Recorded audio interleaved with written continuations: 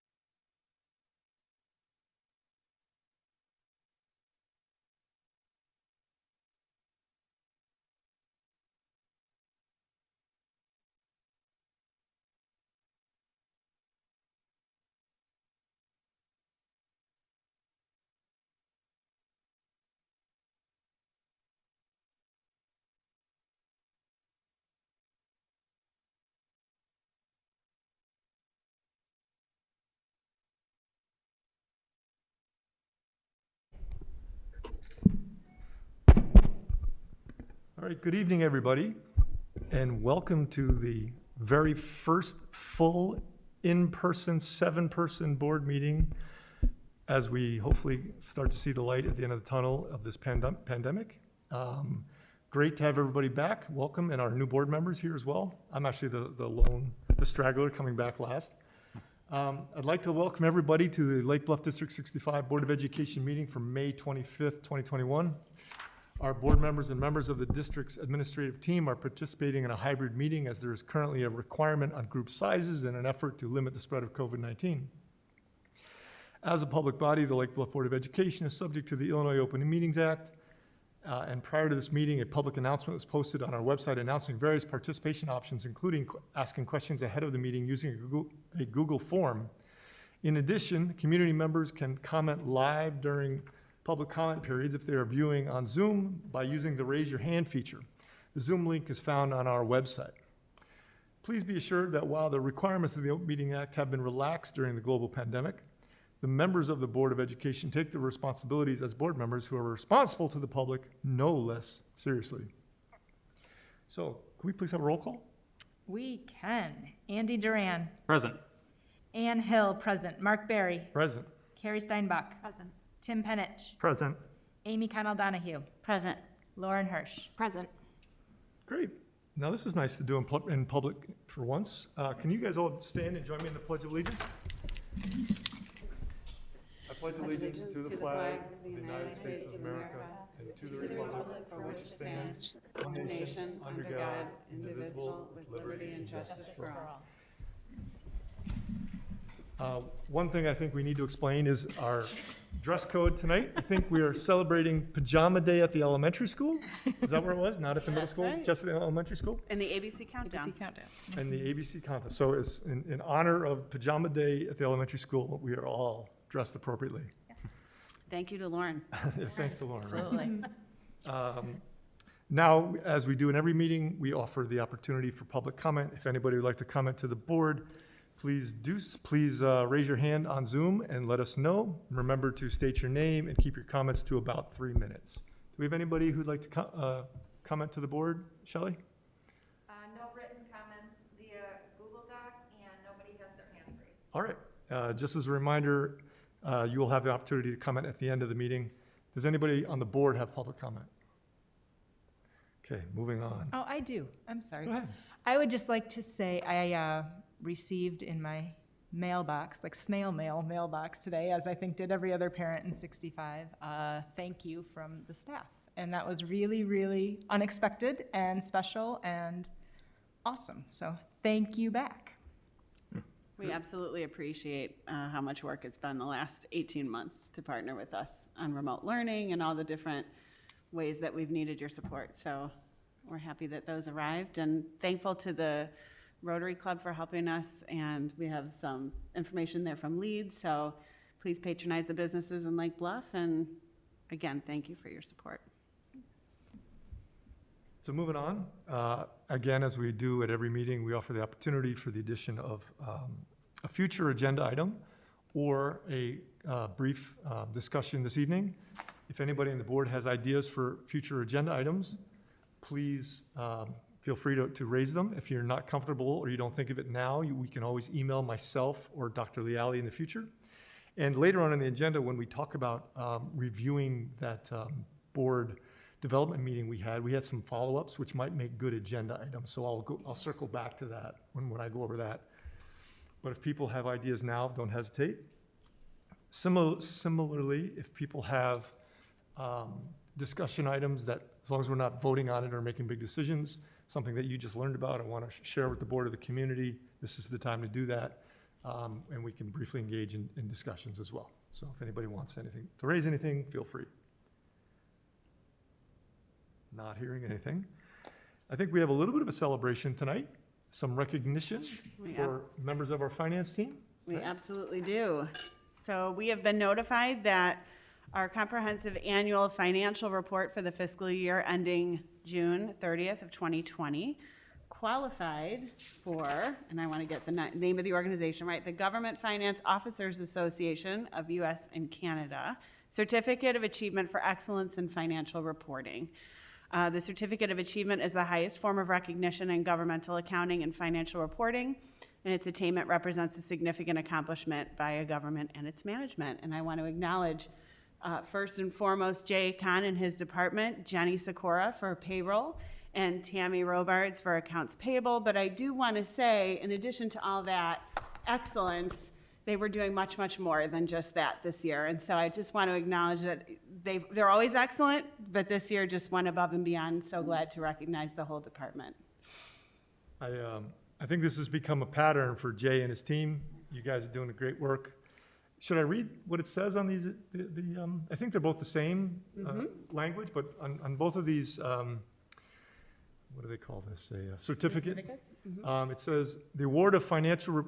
My eyes are so bad I have to make it really big. Sorry. The award of financial reporting achievement is presented by the Government Finance Officers Association to the department or individual designated as instrumental in the government unit achieving a certificate of achievement for excellence in financial reporting. A certificate of achievement is presented to those government units whose annual financial reports are judged to adhere to program standards and represents the highest award in government financial reporting. So thank you. We appreciate all you guys' great work. Absolutely. Can I say a few words, Mark? Can you what? Can I say a few words? Yeah, please. I just wanted to, usually in this type of work, in these positions, one only often gets attention when something goes wrong. And so I wanted to publicly recognize both Tammy and Jenny for the outstanding work that they do every day. Tammy Robards received an award from the GFOA for outstanding performance in accounts payable, which is what she does in her spare time when she's not dealing with busing, registration, food service, workers' comp, or facility reservations.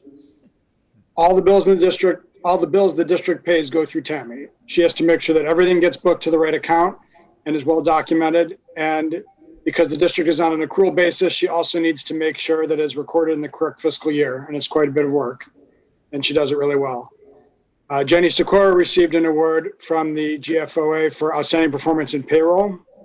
And those outside of education probably don't have a full appreciation for how complex school payroll is. But there is a mix of both salaried and hourly employees. There are winter, summer, spring breaks, leaves of absences. Most people do multiple jobs and get paid for additional duties. There are 2 different pension systems with different rules and reporting requirements. And then there are the payroll taxes, insurance, flex benefits, deferred compensation plans, et cetera, as well as doing background checks and certification when we hire people. The payroll system generates the majority of the accounting entries, and it can get very messy very fast if you don't know what you're doing.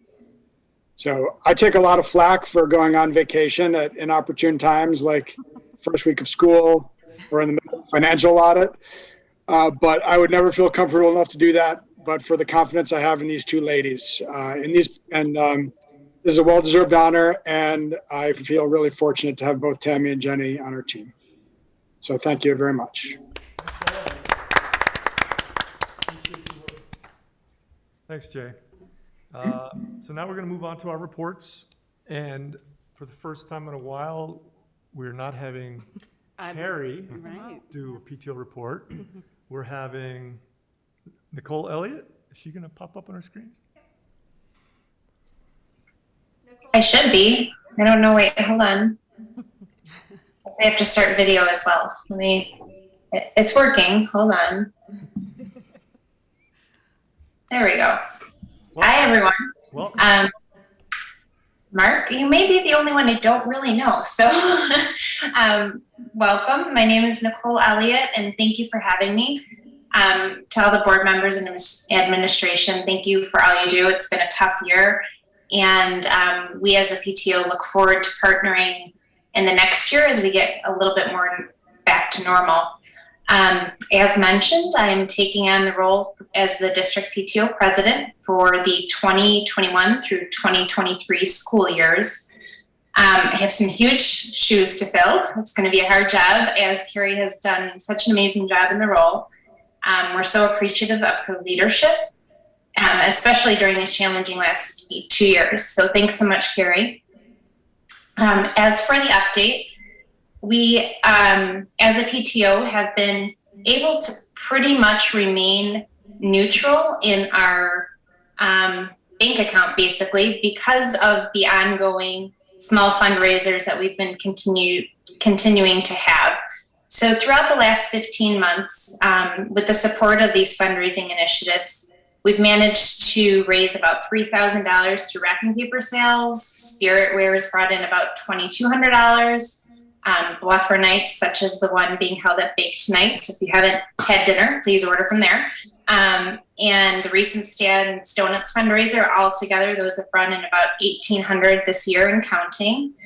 And then also our holiday and teacher gift campaigns have brought in a significant amount. And then we give that back, to the teachers, both at the holiday time and the end of the year.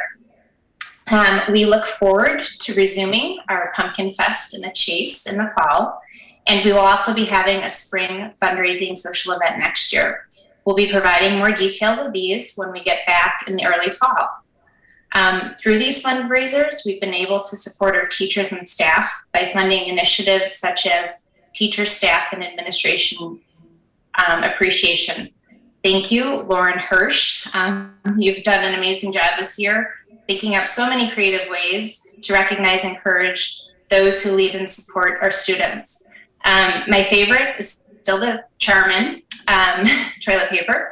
The trip around the world, themed appreciation, complete with food, beverages, notes of encouragement. It's all been great this year. The 8th grade graduation, everybody's very excited to have this year, and are able to have it outside on June 7th.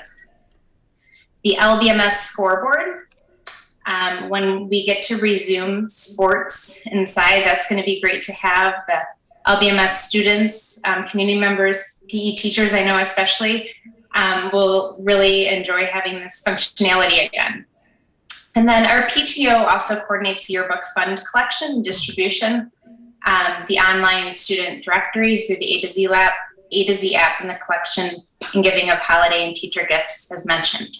So just as a quick overview too, PTO this year has done a lot more to link with the FAN network, which is the Family Action Network. For all who have yet to try to look into this, if you search Family Action Network on Google, it has some amazing initiatives for education on inclusion, substance education, adolescent development, and more. These are all free. And there's some great topics, usually about twice a month or more. So I encourage everyone to check that out. We also have representatives in PTO who help link us to Alliance and the initiatives they're doing, and our APT at the high school. So with all that said, that's pretty much an overview of our PTO. We're going to keep our normal schedule on Wednesdays next year. We are going to keep it virtual, as that's a feedback from current members to have that flexibility. And we'll also have meetings about once a semester in person to provide the communal aspect and the social opportunity to meet. I have to put out a public announcement that we're still looking for 2 positions, which are the LBES chair and the district treasurer for the upcoming 2 years. So if there's anyone interested, please feel free to reach out to me and we can provide more information. So that's about all I have. If there are any questions, please let me know, but we look forward to partnering with all of you in the upcoming school year and continuing our support. And Nicole, how does somebody reach you if they're interested in those positions? Thank you. My email address is ELLIOTT, N as in Nicole, R as in Rachel, @gmail.com. Thanks. We really appreciate everything the PTO has done for us this year, even in such a challenging and unique year. They came through with so many different opportunities for our kids and teachers, and we could not be more grateful for your help. And we look forward to working with Nicole. And who knew Lauren was the creative genius behind half of that? I did not know that. That's great. Thanks. Thanks, Nicole. Thank you. No problem. Thank you. Have a nice night. So we're going to move on to, I think we have 2 reports from our principals, Mr. Blackmer and Mrs. Bay. Who'd like to go first? Kelly. I'm happy to start tonight. Good evening, everyone, and welcome board members to your first meeting in your new seat. Really glad to have you there.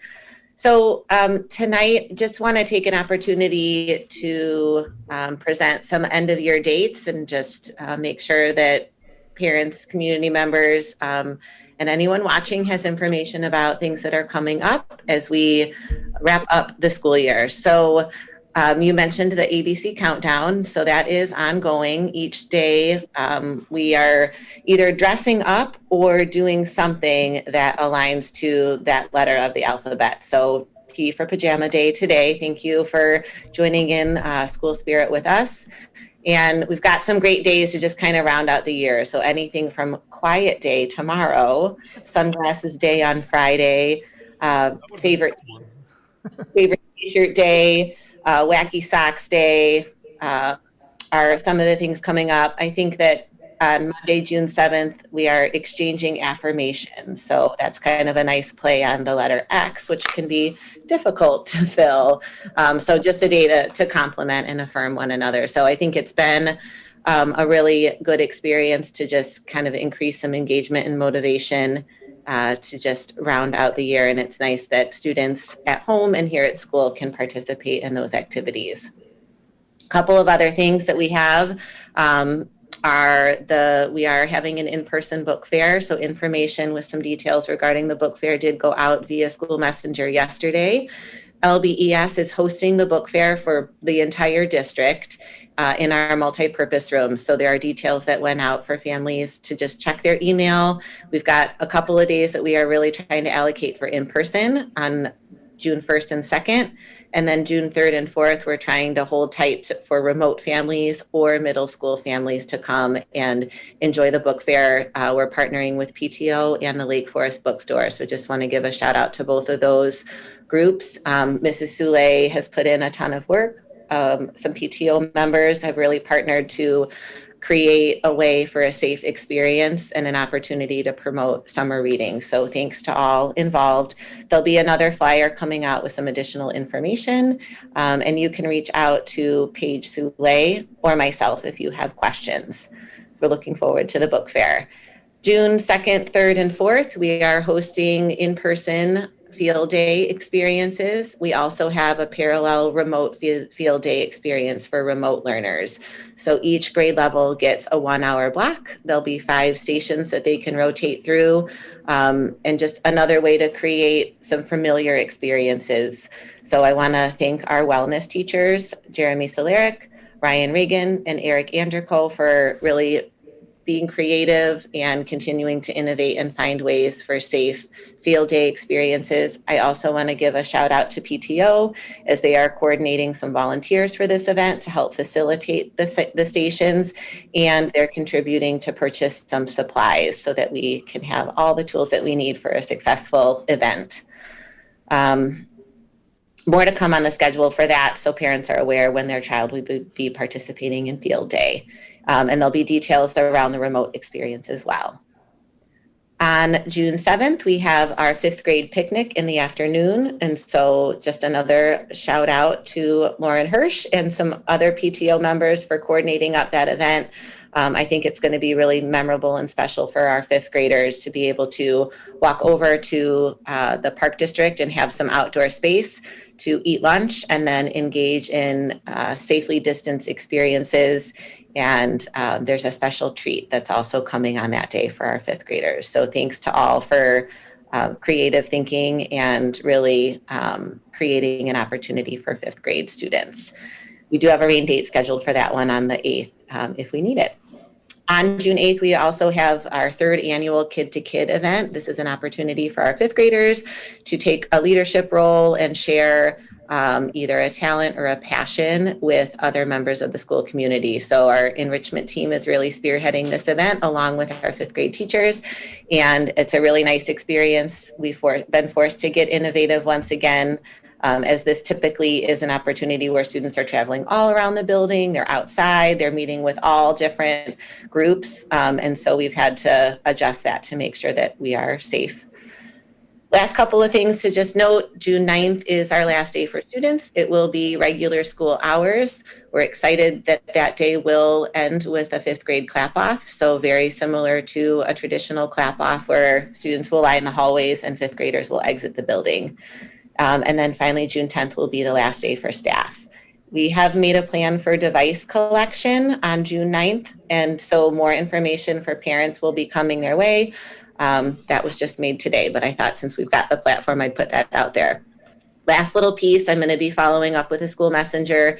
Just want to make a request of parents as the weather warms up and plans can change at the end of the day. It's really a good idea to send a email to the classroom teacher to let them know if your child is getting home a different way. Sometimes this can get confusing. We definitely trust our students, but we can't always rely on them or their older siblings to communicate a change in transportation. So we would love to hear from you if they are walking instead of taking the bus or riding a bike or going home with a friend. So thank you all. Looking forward to, I don't know how many days are left. I'm not counting. I'm sure many of you out there are highly aware, but looking forward to ending the year strong. There's a lot to celebrate. So thank you. Anybody have any questions for Kelly? Thank you for all the details. We appreciate it. Mr. Blackmer. All right. So first of all, I want to start by thanking the fifth grade team. They were very flexible in allowing Mr. Jaxie and I to conduct the first ever virtual LBMS tour for our fifth grade students on Monday. I spent some time cruising around the building with my phone on a gimbal to try and keep a nice steady shot. Mr. Jaxie was manning the chat in the office. The kids had some great questions. They were very enthusiastic, and we are definitely looking forward to welcoming them in person in August. So I appreciate the fifth grade team being flexible and helping us out with that. If you're a fifth grade parent and watching tonight, you will inevitably have received an email from me earlier this afternoon. We recorded a parent orientation video that's about 32 minutes long, and it includes clips from the teachers who are summarizing sort of what's going to be taught in their classes in sixth grade. So parents will get a chance to see and hear from the teachers. I also provided a framework and an overview of a day in the life of a middle school student. And hopefully parents find that to be able to watch that at a time that works for them. I know the end of the year is very busy, particularly given Kelly's update. I'm reminded just how many things are going on, even in these unusual circumstances. So middle school is right along with that, doing some things in the evenings coming up. So we've got Friday, June 4th is the 8th grade Amazing Race. So that's one of the end of the year social activities that our PTO has helped to coordinate and is doing in a safe and socially distant manner outside. But I definitely need to thank Eva Rice, Molly Harper, also Jane Duncan for coordinating and spearheading the graduation committee. These are difficult jobs under normal circumstances, and then I've gone ahead and thrown them a curveball and suggested we do graduation outside. So we're finalizing plans for that. Graduation will take place on Monday. This is June 7th at 6 o'clock in the east lot outside of our school. And we're going to be setting up a stage. We're grateful that there has been a change in recommendations from both the CDC and ultimately the Lake County Health Department that has allowed us to open up attendance. Initially, we had planned on only 2 in-person attendees per graduate. We've gone ahead and eliminated that limitation. And so if you're an 8th grade parent and you haven't responded to our survey yet, please do that. We're really counting for every chair and every space that we need to provide for families who are coming to watch the in-person ceremony. We're excited about that. I also almost forgot to mention the Friday before graduation, however, we will have the viewing party of this year's musical. We are doing High School Musical Junior, and it has been recorded. The vocals have been dubbed over the recordings that we did. These are our students singing along with performing on this online musical that we're doing. And we'll be viewing it as a school on Friday the 4th and pushing it out to parents so that they'll be able to view it from home and, of course, share it with their family members and friends. The kids have done a great job. Smaller crew this year just because of the format, about 35 kids involved. And our staff has just gone above and beyond to find a great way to make this happen. So we really appreciate that. And then, just like Kelly had mentioned, we'll be right up to the last day of school. And for our 6th and 7th graders at the middle school, that's going to be June 9th. We'll be collecting the laptops also on that last day at LBMS. Lots to look forward to. Looking forward to a more normal looking school year when we bring the kids back in August. Parents of our incoming 6th graders, keep an eye out for the save the date for that locker day. And I know we're doing the same meet the teacher day at the same time. I believe that's August 23rd. So that'll be our first opportunity to bring kids back in person for the 2021-22 school year. Looking forward to it. Anybody have any? Any questions? Questions for Mr. Blackmer? I just wanted to say thank you for doing the tour on Monday. My 5th grader loved it and thought it was so much fun and cool to watch. So thank you. It was new and different. I've not had the opportunity to pop into classrooms and actually put kids on the screen and provide some feedback and answer some questions and actually be in a classroom. So I don't know that we'll do it that way every year, but under the circumstances, it worked very well. So thank you. Anybody else? I have a couple follow-ups, Mr. Blackmer. One is very similar to Lauren's about the tour for the school. And thinking back to a million years ago when pre-COVID, when my guys were young and thinking about going to the middle school, they were very anxious. And you were really nice and opened up the building to them on numerous occasions and allowed them to learn how to do their combination lock and things that just really helped settle them down before the first day of school. I wonder if you've thought about that kind of stuff, because there are those kids out there, probably more anxious kids now than there were pre-pandemic. Well, so one of the things that took 13 years to come to the realization of is that learning a new locker combination on a lock that's fixed to the locker door is a challenging thing. And so we fixed that problem, and we're going to be including the locks in the supply kit this year. Students will keep those locks throughout their career at the middle school, and they'll be using a traditional combination lock on our lockers as opposed to the very old school built-in combinations that have to be rolled over every year, require a large amount of manpower to do that. So we're excited to put that into action this year. So at least the locker piece hopefully will be less stressful for kids, but we are definitely going to enhance locker day and give students an opportunity to really get around the building. It's nice that our teachers will be there. And we have some of our Bluffer ambassadors, some of the older students who have really taken a liking to being kind of a tour guide and a person who has the knowledge to answer most any question that kids can come up with. So we'll have our Bluffer ambassadors on hand to help guide kids during that first day in the building. And certainly our advisors are well equipped to provide additional combination locker lessons if need be, help students read their schedule so that they know where and where to be and when. And to be very honest with you, for some of our returning students next year that are in 7th and 8th grade, they'll be experiencing the building in the same way that our 6th graders are. We've had a lot of kids who've been remote all year long, and so we're just going to have to take that into account and kind of provide everybody with some refreshers and some support as they come back into the building next year. Will they have that lock at home before school starts to practice? Yes. We have to work out exactly when they get those picked up. It will likely be on the day of locker day. They'll pick them up and take them home and have some time to spend with them. Although we may be able to find an opportunity to get them in hands earlier. That's something we got to work out. Yeah. I appreciate that. A couple more questions. One has to do with the musical. I'm really looking forward to seeing that. I'm wondering, in this crazy time, is this something we're going to make available to the whole community? You talked about pushing it out to families.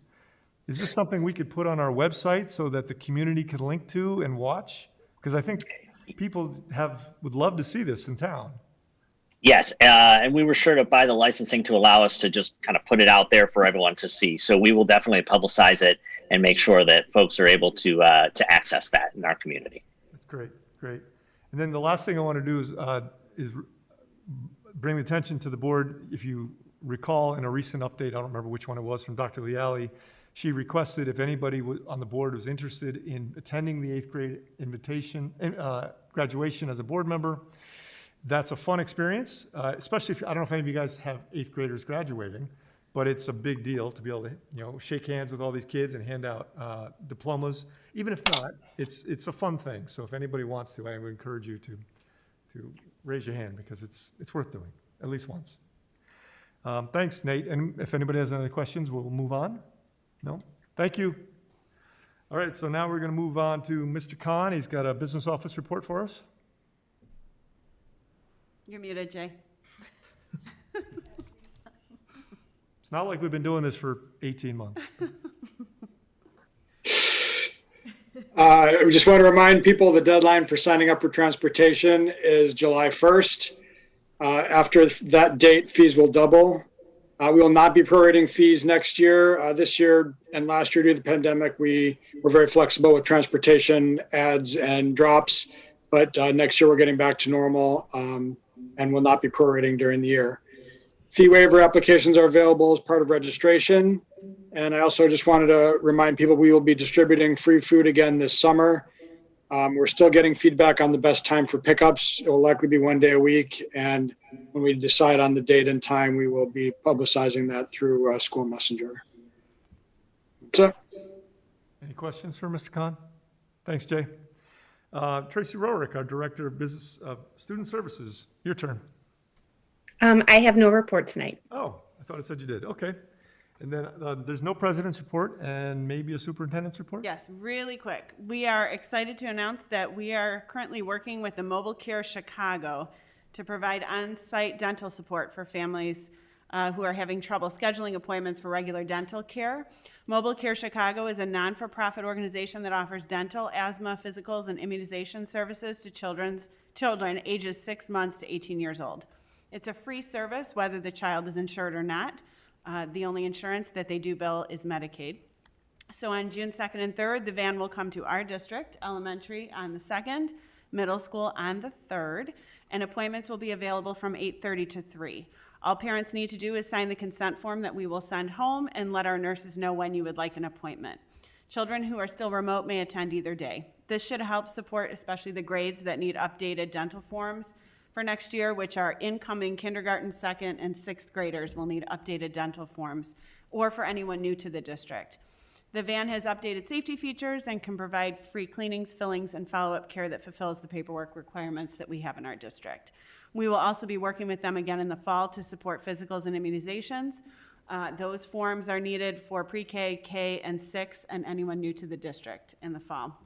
So I want to thank our nurses, Kelly Doro, Kathy Sullivan, Jen Murray, who've been helping to organize this, Mobile Care Chicago, and Victoria Alcantara for supporting us in these efforts. That's wonderful. It's awesome. Very cool. That's really good. I'm sure you're going to be pushing out more notifications. Yes, the School Messenger will be going out in the next couple of days. That's fantastic. Great. Okay, so we're going to move on to our discussion items. This is my COVID legacy. I didn't used to have to do this before COVID. So our first discussion item is a policy manual customization project. Dr. Leali is going to outline the policies that we have updated, and we will ask the board to approve the first read of the policy manual. We'll bring it back in June for a second read, final approval, and Dr. Leali will be asking the board to specifically discuss policies 4.150 and 6:330. But before she dives in, I just want to thank all policy, it's already getting fogged up, all the policy team members, past and present, because the new guys met with the old guys to try to put the final wrap up on this, and appreciate everybody's long hours, because I noticed this printed out, that this is it, right? That's it. This is a huge project. That's back to back. Hundreds and hundreds of pages of Yeah. policies. So thank you. I appreciate all your work. Agreed, So yeah. now I hand it over to you. Thank you. So yes, the subcommittee of the previous board met multiple times this year. We brought our new board members in. Our new subcommittee met last week, and then we brought our Julie Gatchell and Leanne Charlot came and joined us as well. So we had that group meet together. The draft policy manual has now been reviewed by Illinois Association of School Boards multiple times and by our attorneys, 2 different firms in some cases. Substantially, there's not many changes of note unless we changed our wording to be compliant with the law. So, but really, most of the policies we adopted Press's recommendations, which is from our organization. Hey, could you tell what press is? So to Press is people? the service, yes, that IASB provides to us when when the law changes or we need to change what we're doing in order to be compliant with legal requirements, the IASB has a service where they will draft a policy for us to think about, and then we can adopt it or change it a little bit if we want to. But that is the organization that helped us update our entire policy manual. And so, again, we've been working on it since January. So we retained wording specific to Lake Bluff District 65 when we felt it was necessary. So if there was a big discussion and the wording was specific just to things that we do in our district, for example, we really felt it was important to retain wording around Vote Lake Bluff when we talk about school board members coming onto the board. Those types of things we left in policy. We did approve a more detailed and specific acceptable use of technology policy based on recent events. That is 5:125. So you might want to take a look at that between now and next week. And we are basically presenting the entire draft manual tonight with one outstanding question for the larger board to consider, and that's the two policies that Mark just talked about. Policy 4:150, which addresses facilities, and Policy 6:330, which addresses awards and scholarships. And they're sort of unrelated because they deal with two different things, but the issue that we're bringing to the board is related in the sense that Policy 4:150 does not right now have any language addressing a process for naming a facility or part of a facility or any item on campus after a particular individual. Policy 6:330 has language in it prohibiting the naming of awards or scholarships after an individual. And we felt that it might be good to be consistent with the language of both of those policies, considering that they both address honoring someone, an individual, with naming in some way, either a facility, an item on campus like a bench, or an award or a scholarship. So the subcommittee initially addressed that in policy 4:150 by just removing the language and thinking that future boards would be able to address that in the way that they felt they wanted to if somebody brought something like that to their attention. So they felt like just removing it but not prohibiting it would be okay. But this previous board had already prohibited naming on awards and scholarships. And so, again, that's sort of a note to the next board or any board that deals with that question to say, we really don't think that that's appropriate. But we thought it might be good to be consistent, either leaving language out and allowing future boards to make that decision should it come to their discussion table, or to go ahead and prohibit it as a message from this board that moving forward, we don't think that it's something we would like to do.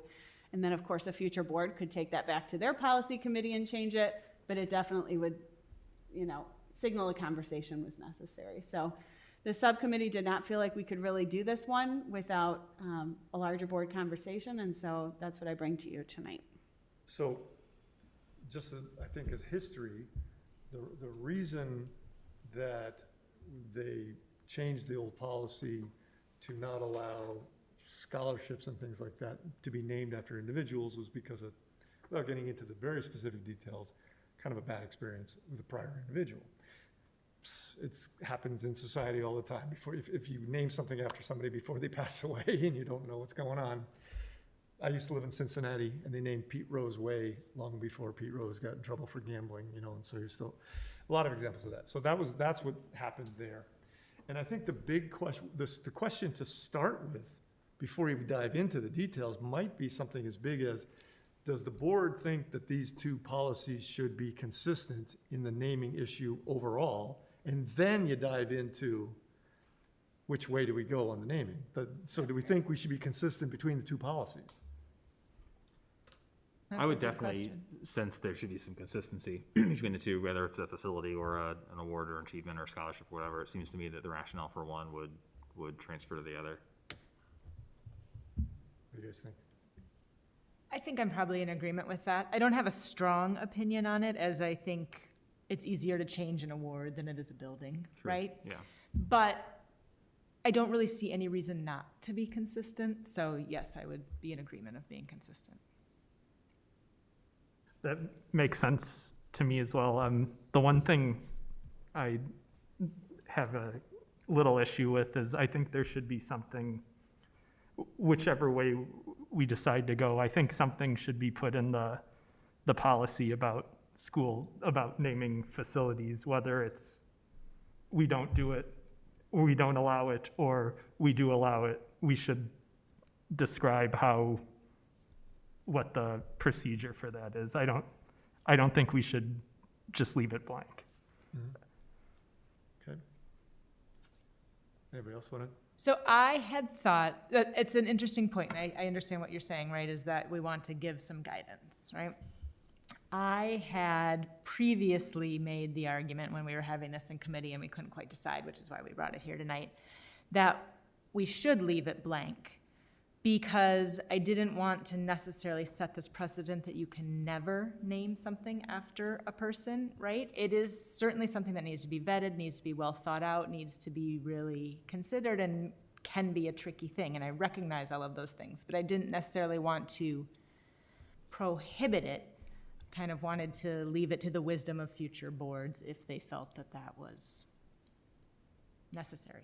So before we dive into that one, can I say that I don't think I've heard from Carrie specifically, but so far I'm hearing people think that there should be consistency between the two. I see a head nod. Yes. Okay. Yes. So for the most part, decisions for one should be similar to decisions for the other. There may be some exceptions, but whether to name or overall name or not name. Okay. And then the details of which, whether or not it makes sense or not. I think your argument, it's hard to foresee the future, right? Like, how do you know what's going to happen tomorrow, 10 years from now, 5 years from now? I don't know. I don't know how to put a blanket statement down that's going to apply in perpetuity. I can tell you that in the language that was taken out of the Section 4 policy did outline a procedure for anyone who wanted to go ahead and propose a naming situation for the facility, that the board would appoint a subcommittee and that subcommittee would then make a recommendation. So that similar language could be adopted for both. So that was taken out of the That was the building language one? that was taken out of the Section 4 policy. How long ago was that taken out? That's what we decided in our previous subcommittee, was to just leave that blank because we felt like we had the discussion of whether or not we wanted to prohibit it. And we felt like, no, we didn't want to prohibit it. We just wanted to leave it blank. And then when we came back to read both policies, it felt inconsistent to have one prohibited and one outlining a process. So if we want, all I'm suggesting is if we want to be consistent with the process, we could utilize that language in both policies to outline that there be a process. So you kind of get the we best could of both take it worlds out. there a little bit. You can dictate a process, sort of, because that, again, you can make the same argument on the process, that the process may not apply 10 years from now either. Who knows? I mean, the way the world's changes, but then we need another committee. Well, we're keeping our policy committee intact, so we'll just call them up and have another quick meeting. So policy would also be on the building naming and scholarship naming committee under that theory? or Oh, would you that mean be- an additional committee if somebody asked? Yeah, we would need a little subcommittee to work through it. Naming committee or something? And we'd have to set a process of what Right. would At have least to the happen. generalized outline Yeah. These are the steps that would have to be taken. of answers, questions that need to be, a minimum. That's what concerned me about just leaving it blank. Like, what would stop a future board or anybody from just saying, hey, you know what, we're going to name the school after so-and-so, they're retiring, they were great, let's just do this. There's no policies saying what we have to do or we can't do that. And not saying that could easily happen, but that's just. So there should be criteria, perhaps. A vetting process. And are we lumping everything in as building, scholarship, trees, benches? Or is it, No, it's hard, right? Because a building is not a removable object. And so I think you would have to be more, you should be careful in all of it, right? Who you want representing your district. But you definitely would need to be more careful in naming, LBMS now becomes the Mark Berry Building or gosh, something, right? You can't remove the building. You can remove a bench later if Mark Berry falls from grace, right? can take- So, Take Mark's name off. I don't like being in this or, example. right.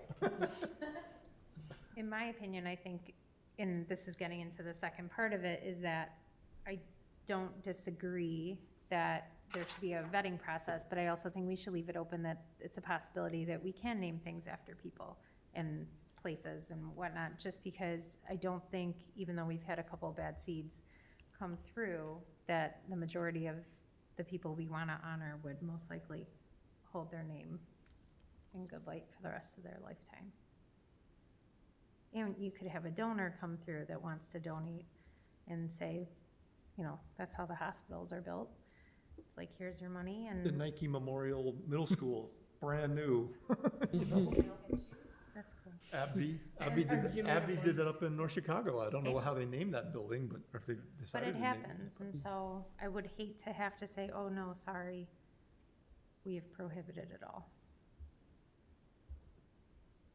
So I'm seeing heads. Lauren, are you on the same page as Carrie? Yeah, I think it's important not to close the book on it, but I think there needs to be a strict Structure or structure vetting to it. process? Yeah, and maybe it's, you know, buildings have this, scholarships have this, and then they're evaluated every 5 years, or, you know, and then trees, benches, that types of things is this. And there's always going to be something new proposed in the future that we hadn't thought about. that we Exactly. Like bricks. Decide what, yeah, bricks. Yeah. What do you, so, Well, does anyone feel strongly that we should prohibit the naming of things? like a blanket prohibit? Right. Anybody? Because that was one of That the was things what it we were was, talking about, right? Yeah, I don't. No. So I think we're consistent on that. So not a blanket prohibit. So then we have to have some kind of, either it's a policy committee or a separate committee that we create, the building naming committee, that has to get together and propose a process, a vetting process, the steps that, minimum requirements that if it's a person, you gotta do this, this, and this. If it's a scholarship, you gotta do, you know, I don't know. It's like a legacy committee or something that, you know, looks Perhaps. at, But the policy committee has to figure out language to put in the policy, or we could put that same language back in, or we could talk to the attorneys. Yeah, so what I'm thinking is this gives me some good direction. So I can actually take the language that we took out of that policy, draft something for both that seems applicable, and then I like the idea of reevaluating after a certain amount of time. So we'll see what we can draft and then send out to the policy subcommittee. Does that sound? obviously, there are situations where scholarships then aren't necessary, so, or that name isn't, you know, something. So, yeah, I think something that we reevaluate every, you know, X amount of years. Yeah, it's probably a good idea to have some kind of reevaluation cycle in it, that we revisit those names just in case, perhaps. Is anybody feeling like this is absolutely not something I can stomach? I thought the paragraph that was taken out, I thought was a good, concise paragraph. It told you a process and what to do, and so I think it would be good to do that. All right. I think that's process sounds good then, Dr. You feel good about that? I do. That gives me good Gives you direction. something to start on? Yes, 'Cause absolutely. this will be an iterative thing. I'm sure we'll see it and revise it. Yes, because what we'll do is draft it, we'll send it to the policy subcommittee, we'll take a look at it, and then we'll include it in our next draft, the second draft, which we'll send out to you before we have our next discussion and possibly approval at the next meeting. Otherwise, we can do it in June. Okay. Before I do leave this agenda item, I just want to thank not only IASB, Ken Carter's been working with us, but the bulk of the work on this project is Shelley Goff, and she's been doing an amazing job keeping us on track and on target with this 4,000-page document that we've been dealing with. Thank you, Shelley. We So, appreciate it. Thank you, Shelley. Thank you. Keep us all in line, not just on that, but on a lot of things, so thank you. Absolutely. Okay, so I'm going to move on. Yes. All right, so return to learn, back to Dr. Leali and an update on that.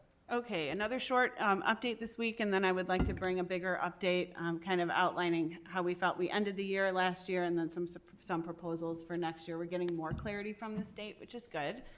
ISB resolved last week that the only students that will be eligible for remote learning next year will be those who are ineligible for vaccination, which means students under 12, and those who are quarantined due to close contacts. And students would have to meet both of those criteria to be eligible for remote learning. At this point, that means there would be no students at middle school eligible for remote learning, and I'm assuming, I shouldn't assume, but I'm thinking that the close contact guidance is going to be adjusted before next year for students who are vaccinated. Can you say again the two criteria? So they would have to be ineligible for a vaccination, which means students under 12, and quarantined due to close contact. Although some of those middle schoolers could be 11 years old still when they start. Unless they're, yes, potentially. Is that the only ineligibility, or is there like religious reasons and? So at this point, there are no other eligibility criteria, not even a medically fragile person in the home. They're right now talking about the medical eligibility kind of reverting to the homebound instruction, which is already in the school code, but is very, very different from what we've been providing remote learning wise. And I just want to say that's the resolution that was passed. We're waiting for more clarification on what that all means. And we know that that's going to evolve. This is, just to be clear, this is not our criteria, it's No. state guidance. right? Illinois State Board of Education. So we'll continue to follow along in that discussion, what that all means. We're preparing for hybrid options anyway, because we know we're going to have students that will have to quarantine at some point. We will continue to follow masking guidance and distancing guidance as it evolves. Right now, what I'm reading is that we're not looking at a vaccine for students under 12 until the end of this calendar year. So I'm hoping that by after winter break, we'll be in a much better spot. I do want to address the fact that we have been accepted into a pilot for Lake County. The county is working with the CDC to collect data on whether or not students should be quarantined if they are within the 6 feet, between 3 and 6 feet. And so, which is great. So they are working with some districts to not quarantine students that are within 3 to 6 feet, and then they're having some school districts stay as a control group. We are in the control group right now, so we're going to be maintaining the guidance on close contacts. The reason for that is because we do not offer on-site testing right now. And that was a criteria for being able to fit into the test group for the pilot. There are districts doing that? There are many districts that are doing testing on site. Now, that's something that we might want to consider moving into the fall, but I just want to present that for any thoughts or feelings first, as a first discussion tonight. But essentially, the pros of offering testing on site would be that immediately you would have some kind of an indication of whether or not a close contact was showing up positive, which has been good, I think, for some parents in other districts, been able to kind of get right back to activities, especially if they are negative. Sometimes, though, depending on the test, some confirmatory testing has to be done either right away or in another location, which kind of adds to that work for the family. Cons, we're going to be down to 2 nurses next year, so we're only planning on 1 nurse per building, and doing on-site testing would definitely increase their workload. It would be an additional cost. At this point, it's not fully subsidized for districts in our tier. We're not a tier 1 district that gets additional funding and lots of extra support, so for us, we would need to be paying for it. And it's a little unclear of what we would need to do. So some districts are doing surveillance testing, meaning testing everyone 1 or 2 times a week. Some are just doing it when they're identified as close contacts. I'm not sure exactly what we might be having to do in the fall, but again, something for us to think about.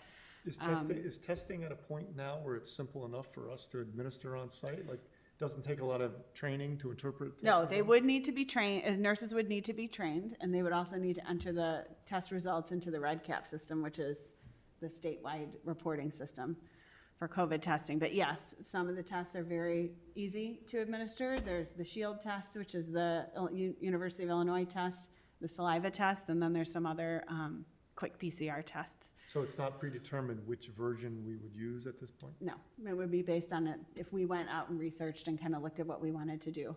But here's one thing I do want to clarify is we could not make it mandatory at this point. So a parent could still refuse to have their child tested at school.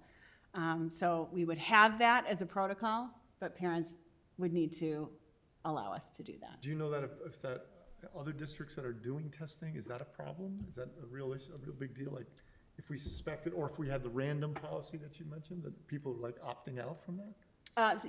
Some people, but I don't think it's a huge problem. I think the districts where it's working, it's been working well. And I've heard from some districts that they feel it's really great because they've been right on it. They can like get back into activities, and it's kind of nice and convenient just to have it at school.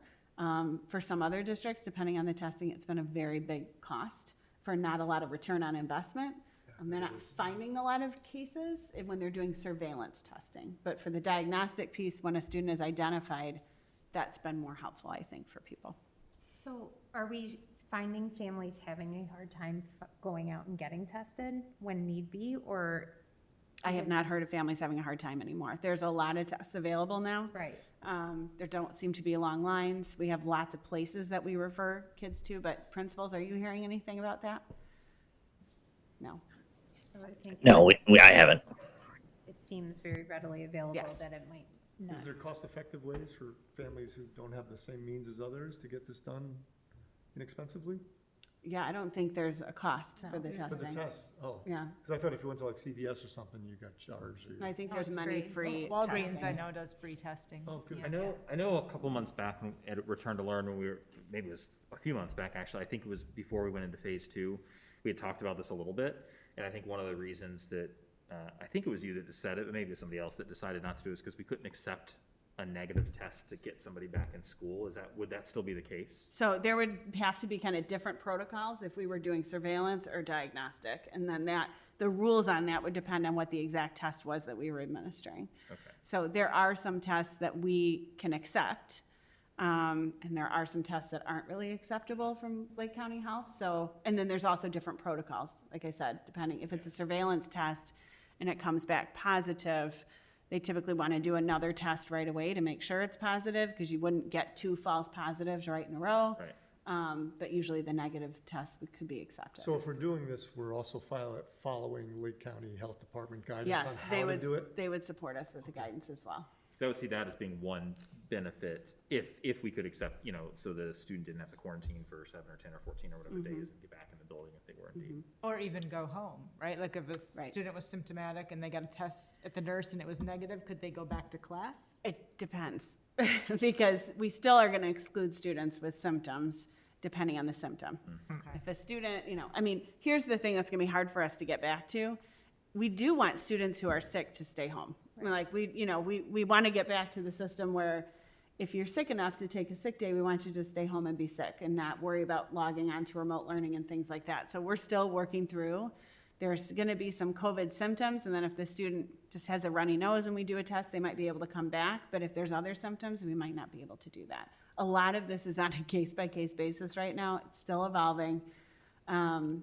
Just bring it to your attention as something that we may have to talk about.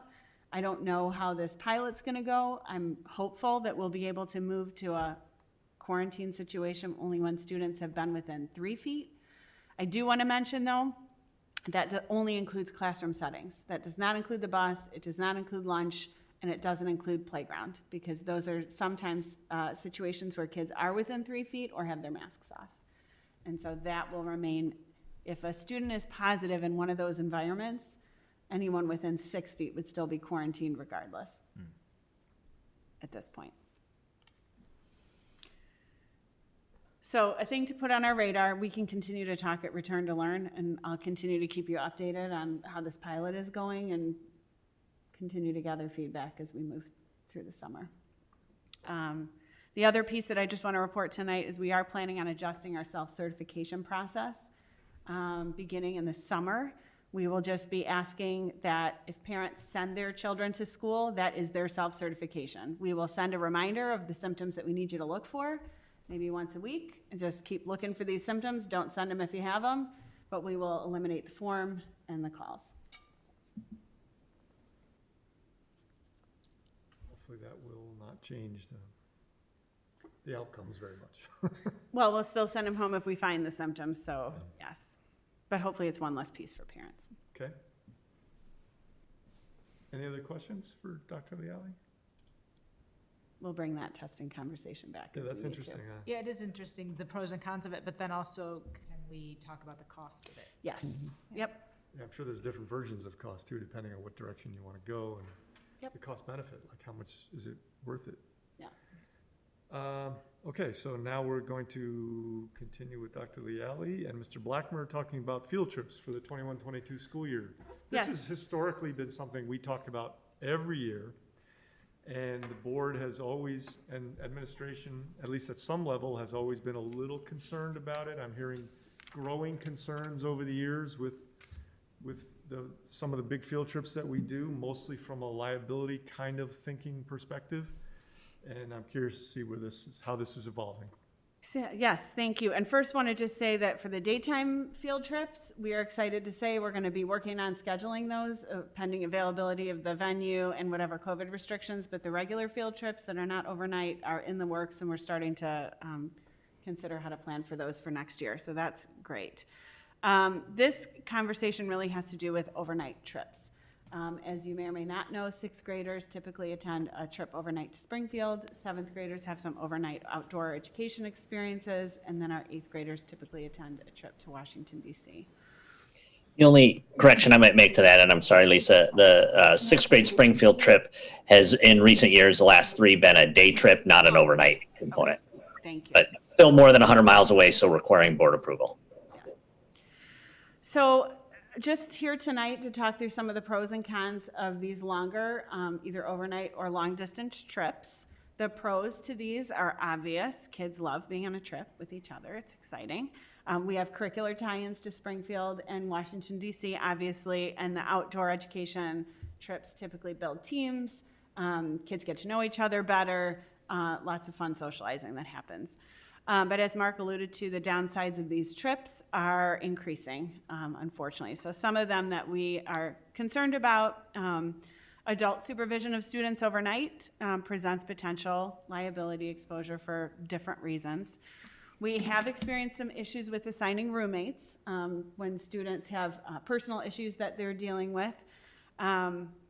There is a financial impact to families that can be difficult. We do pay for students who qualify for free lunches, but sometimes when a family doesn't qualify or is just over that line, then the cost of the trip is a hardship, and they might not be able to do it, but then they don't qualify for our assistance either.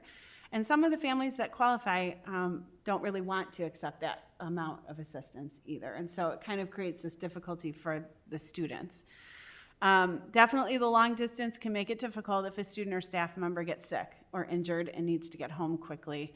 And finally, obviously for this upcoming year, security concerns or COVID-related concerns could be an issue or something that we might want to talk about. So in the past, we have issued a survey for middle school parents, and there was overwhelming support for these trips. We don't really anticipate that we would get much of a different response this year. I think kids and parents really feel like these are cornerstone experiences that kids look forward to for a long time.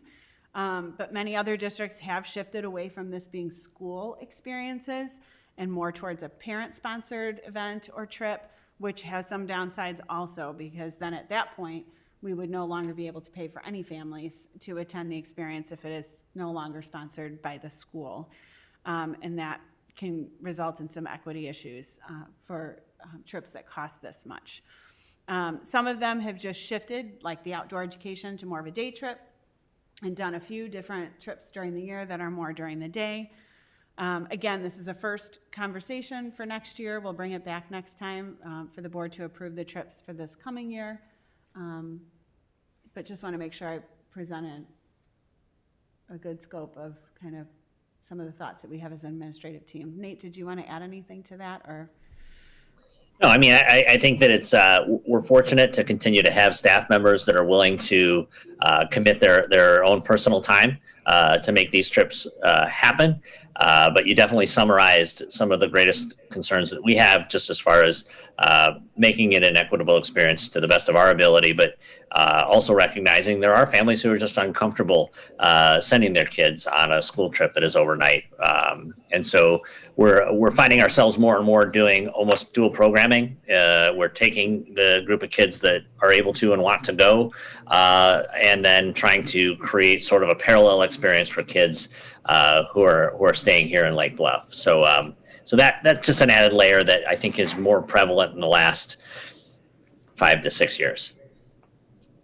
So I really appreciate the the context there. That was great as a parent of an incoming sixth grader. You know, and I've heard about these trips and working with teens in the past. I don't think in my time on the board I've actually seen a survey on this, and I could be wrong. I could have missed it, or it could just be because of COVID and whatnot. We haven't done one. I would be really interested in knowing if that data, what the data is, like if it's changed, if COVID has changed that, if people have different opinions because of finances or otherwise, and maybe we could ask some questions about that. I don't know. I just think I know I would not be ready to help, think about this in any way without knowing what parents actually thought was important. So that would help me. Like, I don't know if anybody else thinks I think I agree with that. Because I think COVID may have changed people's perspective on this. Mm-hmm. I think it's fine to ask. I do agree that I think we'll still have overwhelming support of parents wanting these programs. It is something that, you know, is special about our middle school, and people really look forward to it and value it. Nate, can I ask you, this dual programming, is it something you always did for kids that stayed back, or is it becoming, I guess, do we have the staffing and the ability to pull it off well? We're a little thinner than we once were, for sure. Where we used to maybe have, for a DC trip, 10 or less kids that would stay behind. Of those, you might have 5 or 6 that were staying behind because of some family plans, a sports tournament or something else. So they wouldn't actually be with us for that day of school that we would be gone anyway. And then you'd be left with 3 or 4 kids that we would do something unique and special for. That number's grown. We're typically closer to 15, maybe 20 kids not going more recently. And it's for any variety of reasons, just as Dr. Leali had expressed. Some families not interested in accepting financial assistance. Some just not feeling comfortable putting their kids on a plane and sending them to DC. So the desire to have quality programming for those kids not participating has grown is the best way for me to summarize that. And Nate, we've talked to, when we do have adult chaperones on those trips, then we're a little leaner in the adult supervision department for the rest of the building sometimes as well. Yeah, for each of the grade level trips, the majority of staff members that are chaperoning are grade level teachers. We obviously have also fine arts teachers that get involved, and then we're having to find coverage for them when they've left the building for their other grade levels. And then sometimes we still need more chaperones, and that may be tapping into grade levels that then require subs and coverage while they're gone. To add on to what was said a moment ago, I've also over the years heard just about how special this is to families on Bluff. I've heard people over the years say that's when it came down to choices between where they moved. This was cited to me a number of times as like a tilting decision-making factor, because a lot of other districts have just gotten away from it. And That's true. It's pretty unique, so something to consider. Would the board like me to do another survey? I like the idea. Yeah, I think. I'd be interested too to hear the administration's choices too, like the teachers, if they're still on board, and, For sure, because I would yeah. want enthusiastic on both sides. And just so you know, Andy, I did a quick search here. The survey that was last administered was specific to the 8th grade Washington, D.C. trip, and that was administered in 2017. Okay. Oh, so it has been a while. Cool. Thanks. Nate. Is it for the survey, are you thinking middle school, or can we include 5th grade for Atwood? Probably 5th grade up, don't you think? I mean, I think Yeah. it would be good information to have, to kind of lump them all together. That makes sense. And if I could give 2 cents to say, if there was an option to have parents volunteer, would anybody be interested in doing that? Because I do think if it's thin on one side or the other, the people staying home, there would be a good collaboration with some parent groups that they could probably support that. Instead of financing a major trip, we can Volunteer to be chaperones? volunteer to be chaperones and then volunteer to create a similar experience at home. I wonder if Mr. Blackmer or Miss Bay could comment on that particular thing, because we've never done parent chaperones as long as I've been here, I don't think. And I wonder if that was a deliberate thing because of all the things we always have to be so careful about. A couple of things come to mind. On a trip like this, there's a lot of sort of confidential information that our chaperones have to be made privy to. Medication distribution, just certain elements that I think would have to be addressed. I love when parents are involved in school. I think there are varying degrees of comfort that parents have in terms of engaging with kids when it comes to redirection or just sort of the management of behavior when it comes to a trip of this nature. They're certainly comfortable engaging with their own child and having high expectations, but it can be a little more difficult to redirect and address some of the more challenging situations that can arise on a trip like this. So it's not to say that it can't be done. They just don't have the advantage of knowing the kids and necessarily having the established relationship and being able to call them all by name. So that's something that I think is considerably different than a teacher who would be going on the trip. Yeah, and just as a reminder, oh, sorry, Kelly, do you want to go ahead? That's okay. I was just going to acknowledge and lean on Nate's experience in this area. Certainly is something he's been doing for quite some time, and he's been on many overnight trips. But I would just acknowledge, there is an element of team building, community building that could be neat for parents to experience. At the same time, I do think that the innovative ideas that we have had parents support in the past, in terms of like those that are staying back, or for Atwood, half the class goes, or 2 classes go at the beginning of the week, 2 classes go at the end of the week. There's something to be said perhaps about considering how parents could support here in the school during those times. I think that could really be beneficial. Yeah, I think finding a way, I get what you're saying for parent involvement, but to think of parents on the trips, I think maybe use those parents at the school setting Instead. and then more focus, or more teachers or more hands on deck can go to the actual trip. I think of like Time Travelers, something like that, where it's like a unique experience that we do for that grade. Maybe it's something PTO would partner up with and help create a program that's something. That's basically what comparable. What the seventh grade trip is right now, right? Don't half stay back and do like a history of Lake Bluff and the other half go to the outdoor ed. So building on that idea, maybe. Yeah. But even financially, if we can't afford to send everybody, there could be options for home. Can I add one more thing as well? I agree, Lauren, with you. I also think, and maybe Nate, I don't know your thoughts about this, but as someone who's gone out and spent time at Atwood when the students are there, there's something to be said for the independence that students feel when they're away from home and away from their families. That's very different than when their parents might be around. And so I do think that that's something to consider, that for some students, this is their first time away from home without their families there, and they have to kind of figure out what that's like for themselves. So just wanted to put that out there. Good point, Tracy. Thank you. And there would be an additional layer of checking that we would need to do with anyone that's not employed with the school district in terms of background, fingerprinting, et cetera, because. Well, and parents aren't obviously- trained. Yeah. I mean, you honestly, you just don't know what you're gonna get, Yeah. so. And it's not the daytime part, it's sort of the Right. Yes. large the nighttime. school-sponsored sleepover part Yeah. of it. Yeah. that can be difficult to And it manage. just, Yeah. it may not be directly applicable, but there was a time in this district when we used to hire substitute teachers who lived in the community.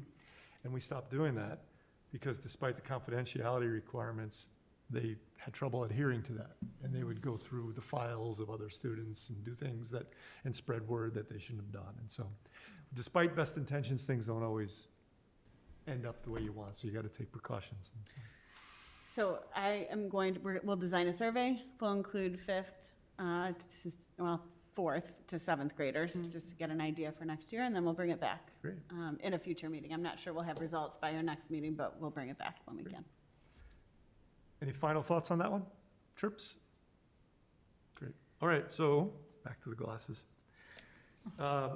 Item D under discussions is the Illinois Association of School Boards Joint Annual Conference.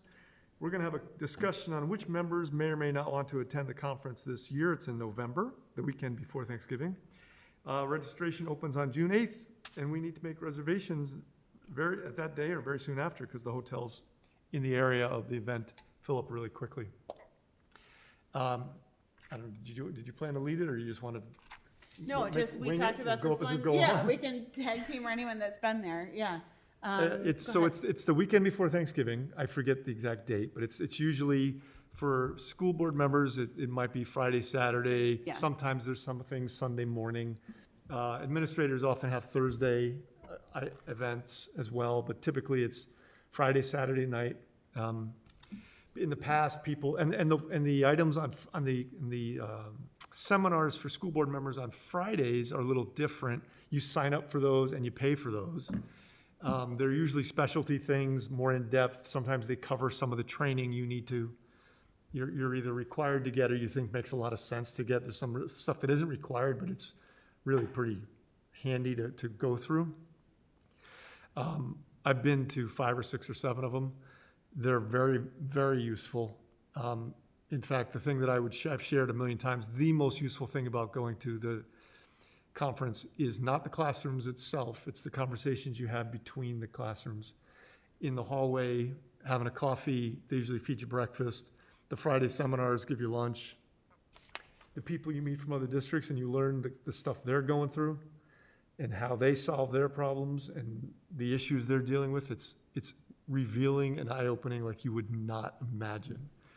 And you learn and you get to check off boxes on things you need to accomplish through your either required training or training that makes a lot of sense. So it can be a lot of fun. The evenings are usually, there's sponsored events by the different vendors that they host parties, and there's fireworks in the Chicago River on that Saturday night, I think it is. Saturday. And several of the hotels have bars that overlook the river with perfect views of the fireworks, and some of the vendors have their little shindigs at places that have views of the fireworks, and there's often food and beverages being shared and a lot of networking.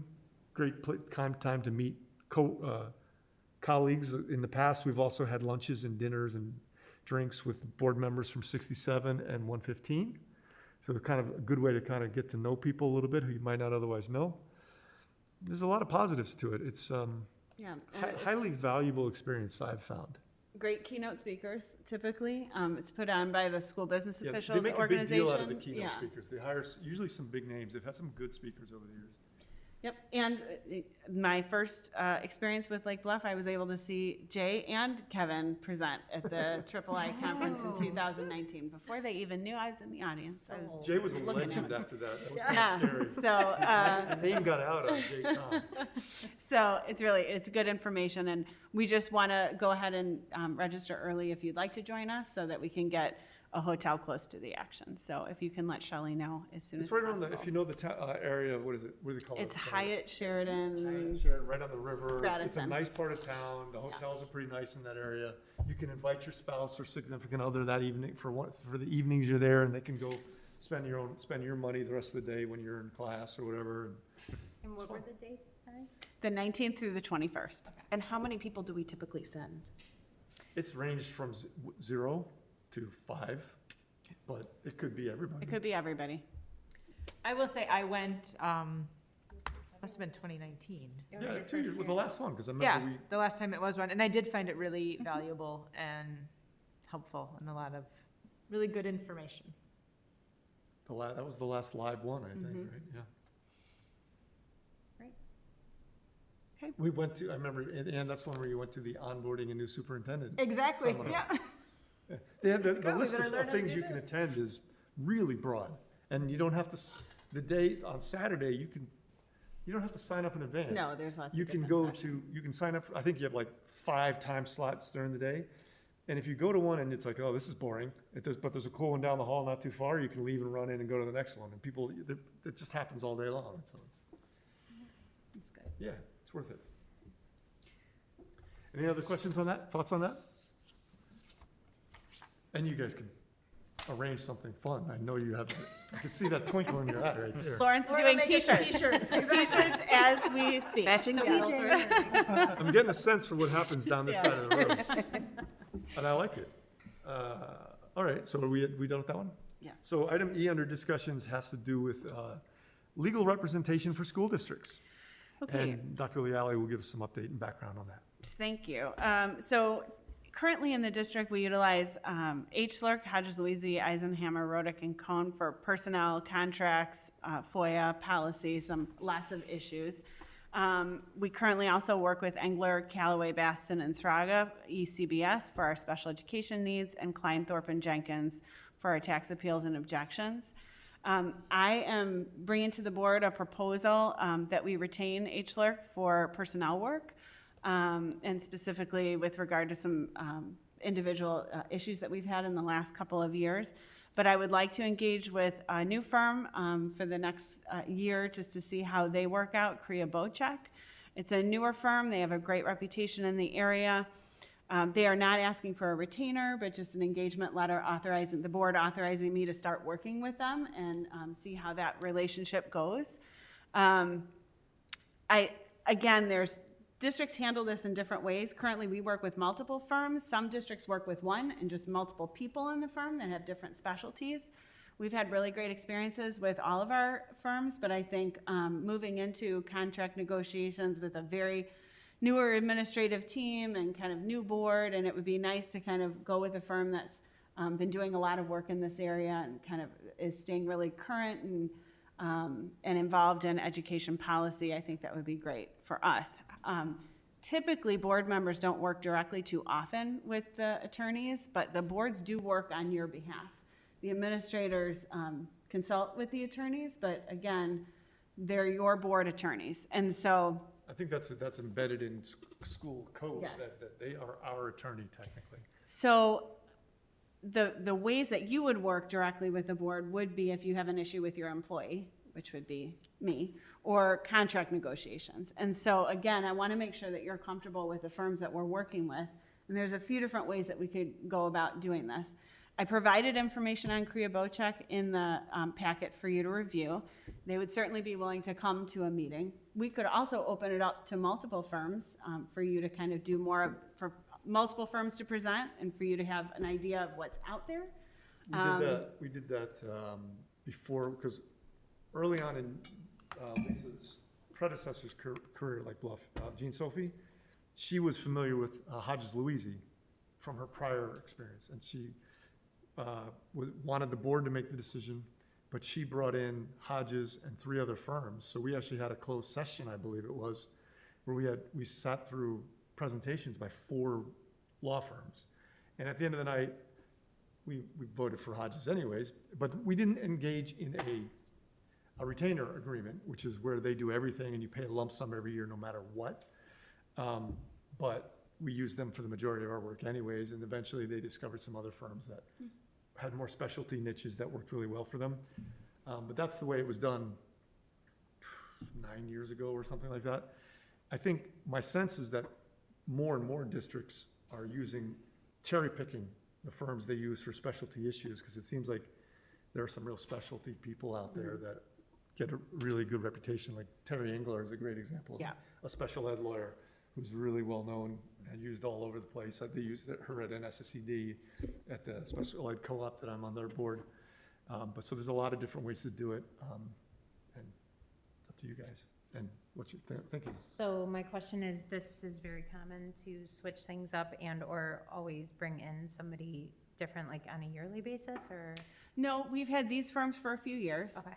And, you know, Mark had asked me when I came into the district, do we want to look, because we have been using the same firm for a long time, and I did not feel comfortable being new to the district, not really having any experience with any of the firms, actually.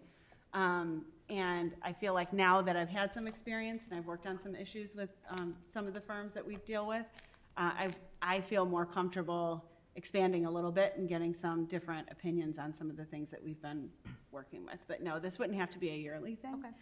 But I do like the idea of not paying a retainer. It's just a fee for service, and I wouldn't have to use them. I could use them and somebody else for the same issue. Especially, you know, Tracy and I have talked often about Engler's a great firm. Kriya is a great firm for special ed as well. So sometimes on a tougher case, it's just nice to have 2 opinions, and then we can decide how we want to move forward. I remember when we were going through some of that lawsuit negotiation a few years ago. Jay can chime in if it's relevant. We had sort of looked at it with 20/20 hindsight and said that might have been a good year to have a retainer agreement, because we were spending a lot of money on legal. But I think that for the most part, that was an outlier year. Although I would bet if you took that year out, our spending on legal doesn't go down year to year.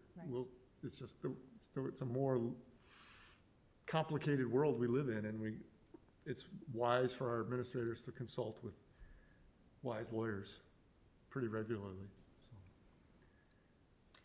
So I guess the question would be, 1, would we like to do a bigger process where you would see more people as a board?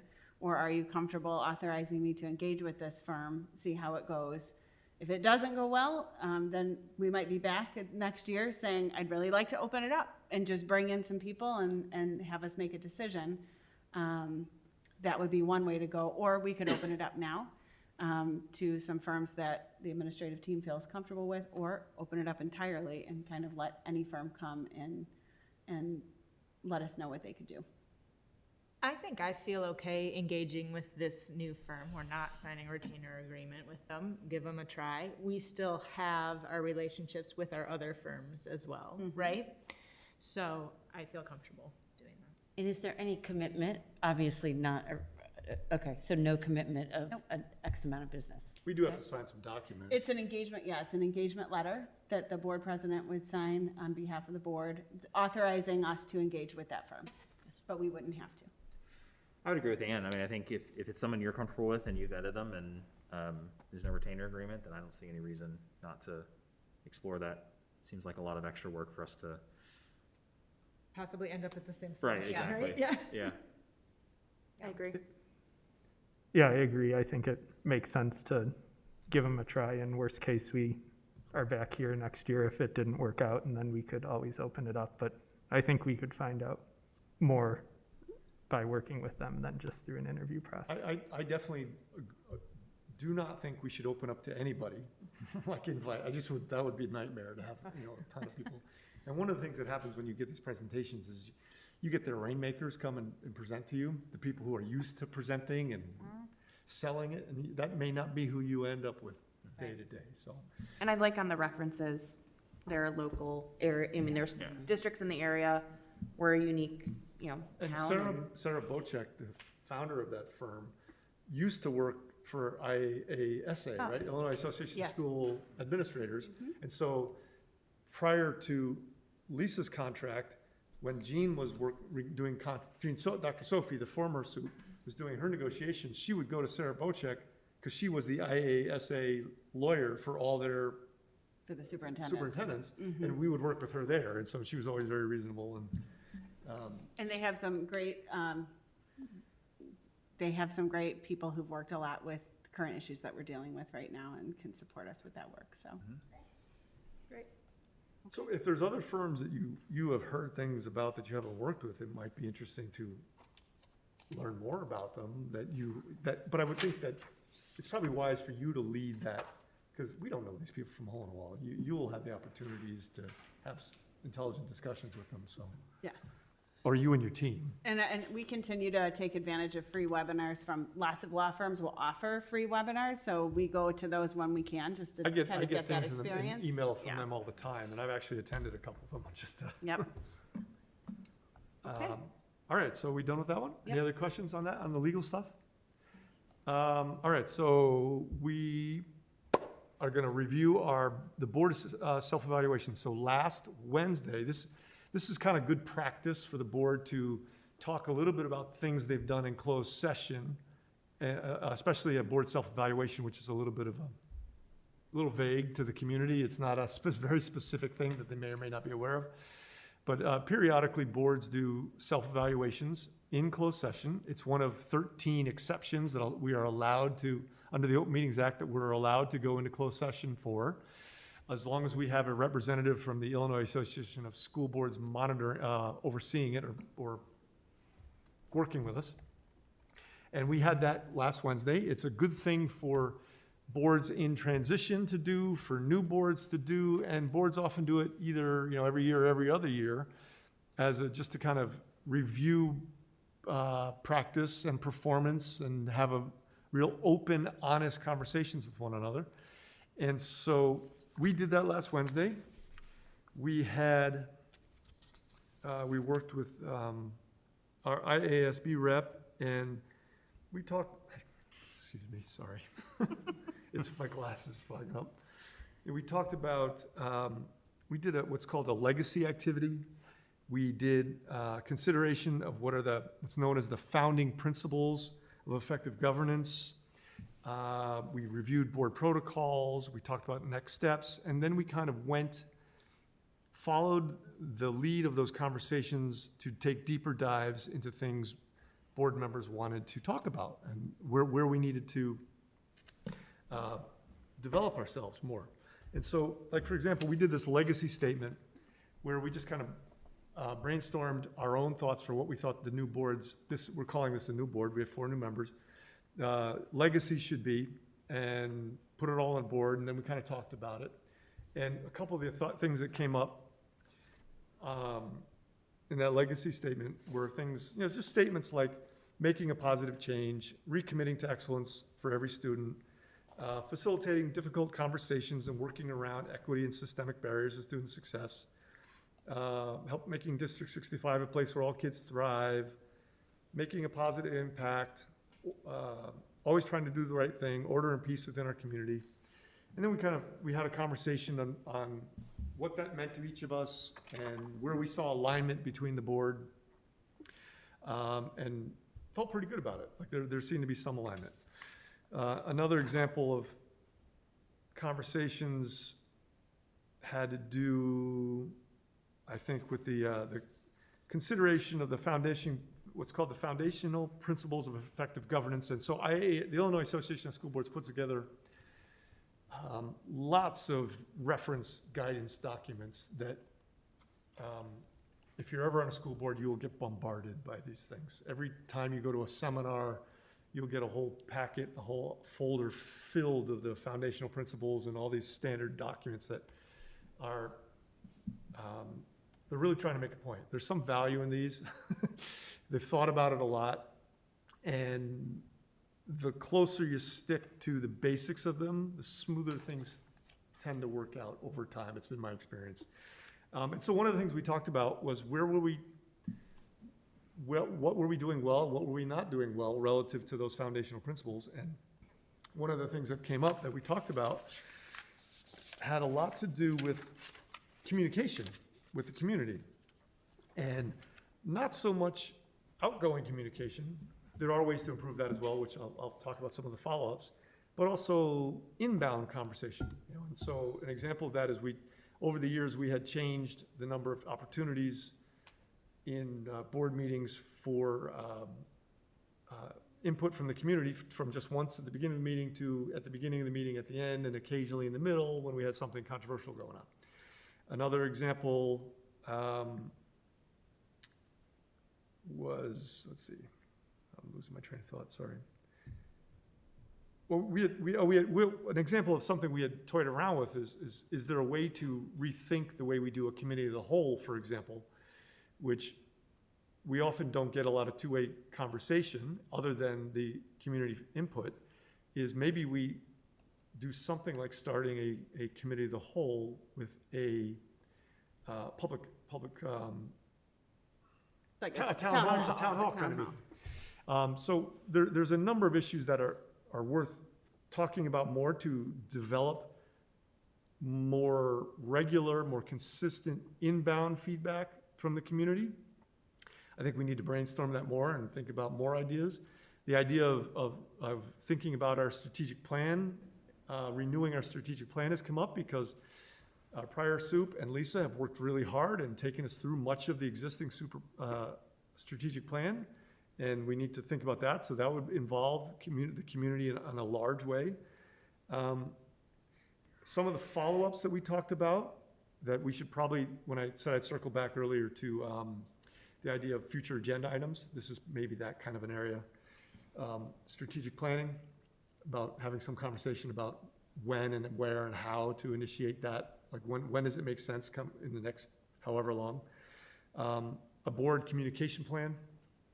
One of the things that came up was the idea of Dr. Iliali and her staff already puts a board memo together for the staff, and maybe that is something that would work also to the community coming from the board. I don't know if we would spin it differently or change it at all, but a fairly easy transition to use our existing channels to send out to the community.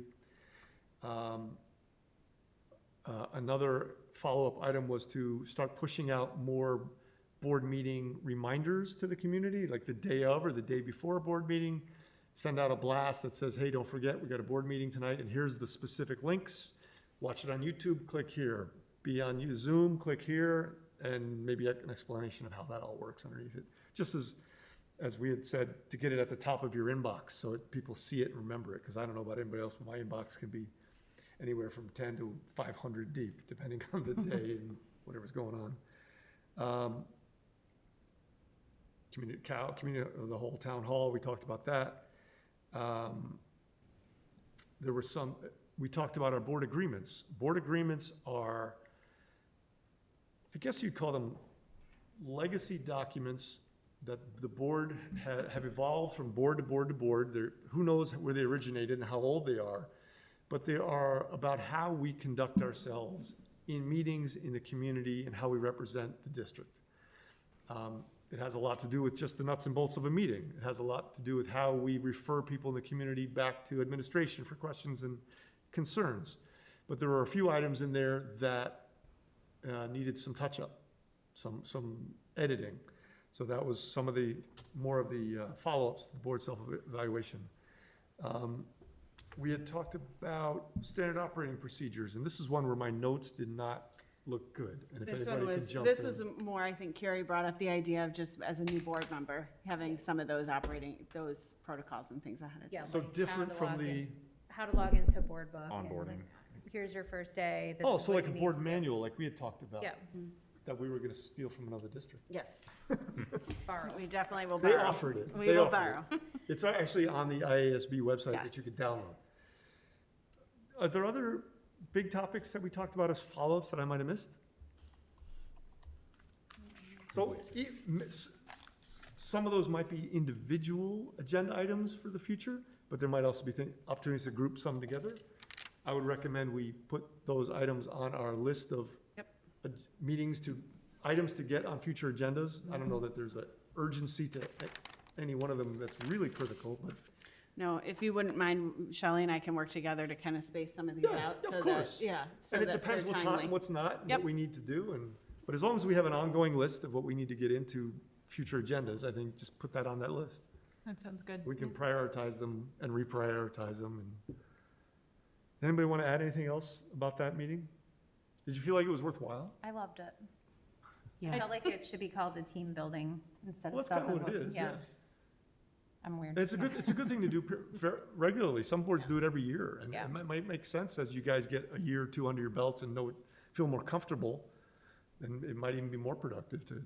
And we can consider a retreat type of a thing in the summer that might not be as structured, but we can have Laura facilitate a different process of just Yeah. how did the first year go and those kinds of things. Yeah, I think Definitely that'd be worthwhile, valuable. though. I thought it was good. Good. Let's see. All right, so I'm going to move along. And then we're moving on to the Jay Kahn Show, the tentative budget for 2021. Mr. Kahn is going to provide details on the 21-22 tentative budget.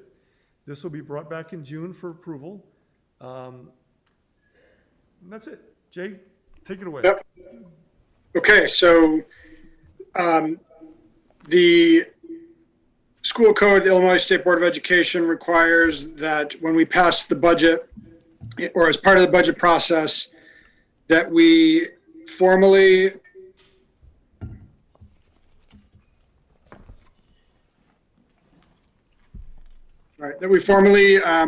pass a tentative budget and put it on display for 30 days for the public to review before we pass the final budget. So it's really an effort at transparency. And so that's why we do this in multiple steps. So tonight I will take you through just an overview of what the tentative budget will be. Next meeting in June, you will formally approve a tentative budget, and then it will be posted on our website for viewing by the public for 30 days. We'll actually not pass the final budget until September when it is due, but we'll have it out there longer for people to look at and comment if they wish. And another reason we pass a tentative budget early is just because the final budget is not really adopted until September, which is almost 25% through the fiscal year. And we like to have the board approve a budget before the fiscal year starts, and we operate off of that tentative budget until we pass the final budget.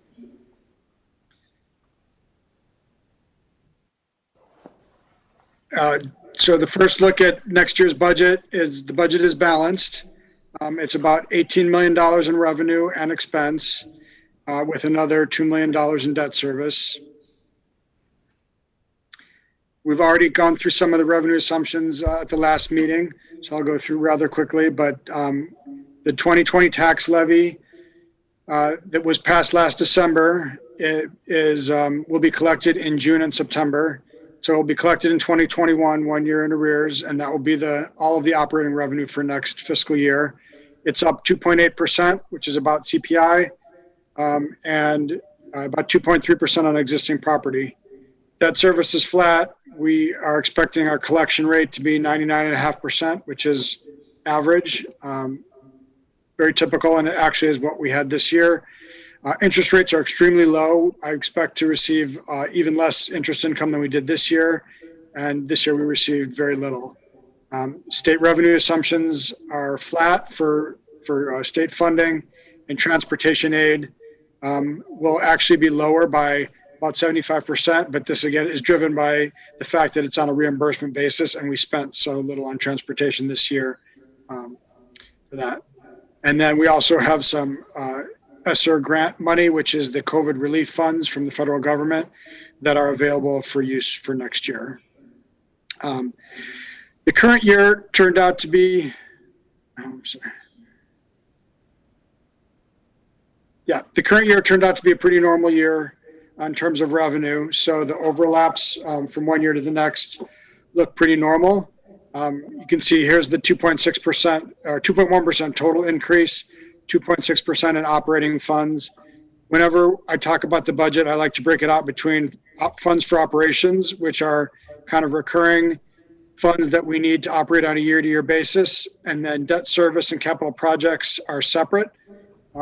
These funds, capital projects, really we use this fund only when we're doing significant capital work, and then debt service can fluctuate significantly. And both of these funds are separate from the tax levy, so these we treat differently. If you were to look at them all together, you'd see large swings from year to year, and that could distort kind of your progression from year to year. So we look at the education fund, which we also can call the general fund in combination with working cash. Education fund is the least restrictive. We can spend this money on just about anything. The operations and maintenance fund is for operations and maintenance. These are for really facilities. Transportation, self-explanatory, that funds our transportation. IMRF's Social Security, this is the Illinois Municipal Retirement Fund. These are funds we use for pensions for our non-licensed staff. And then working cash is kind of a fund. It's like more of a rainy day fund or a fund that we build up. We typically don't spend money out of this fund, but we're allowed to transfer it to other funds who need it in case they need it. Jay, just a couple of softball clarifying kind of questions. Sure.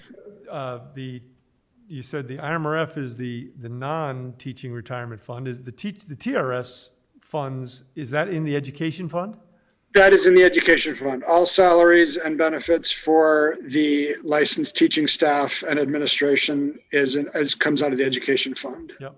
And in the IMRF line, is it easy to point to why there's a 16% increase there? Or is it anything like one thing you can point to, or not so much?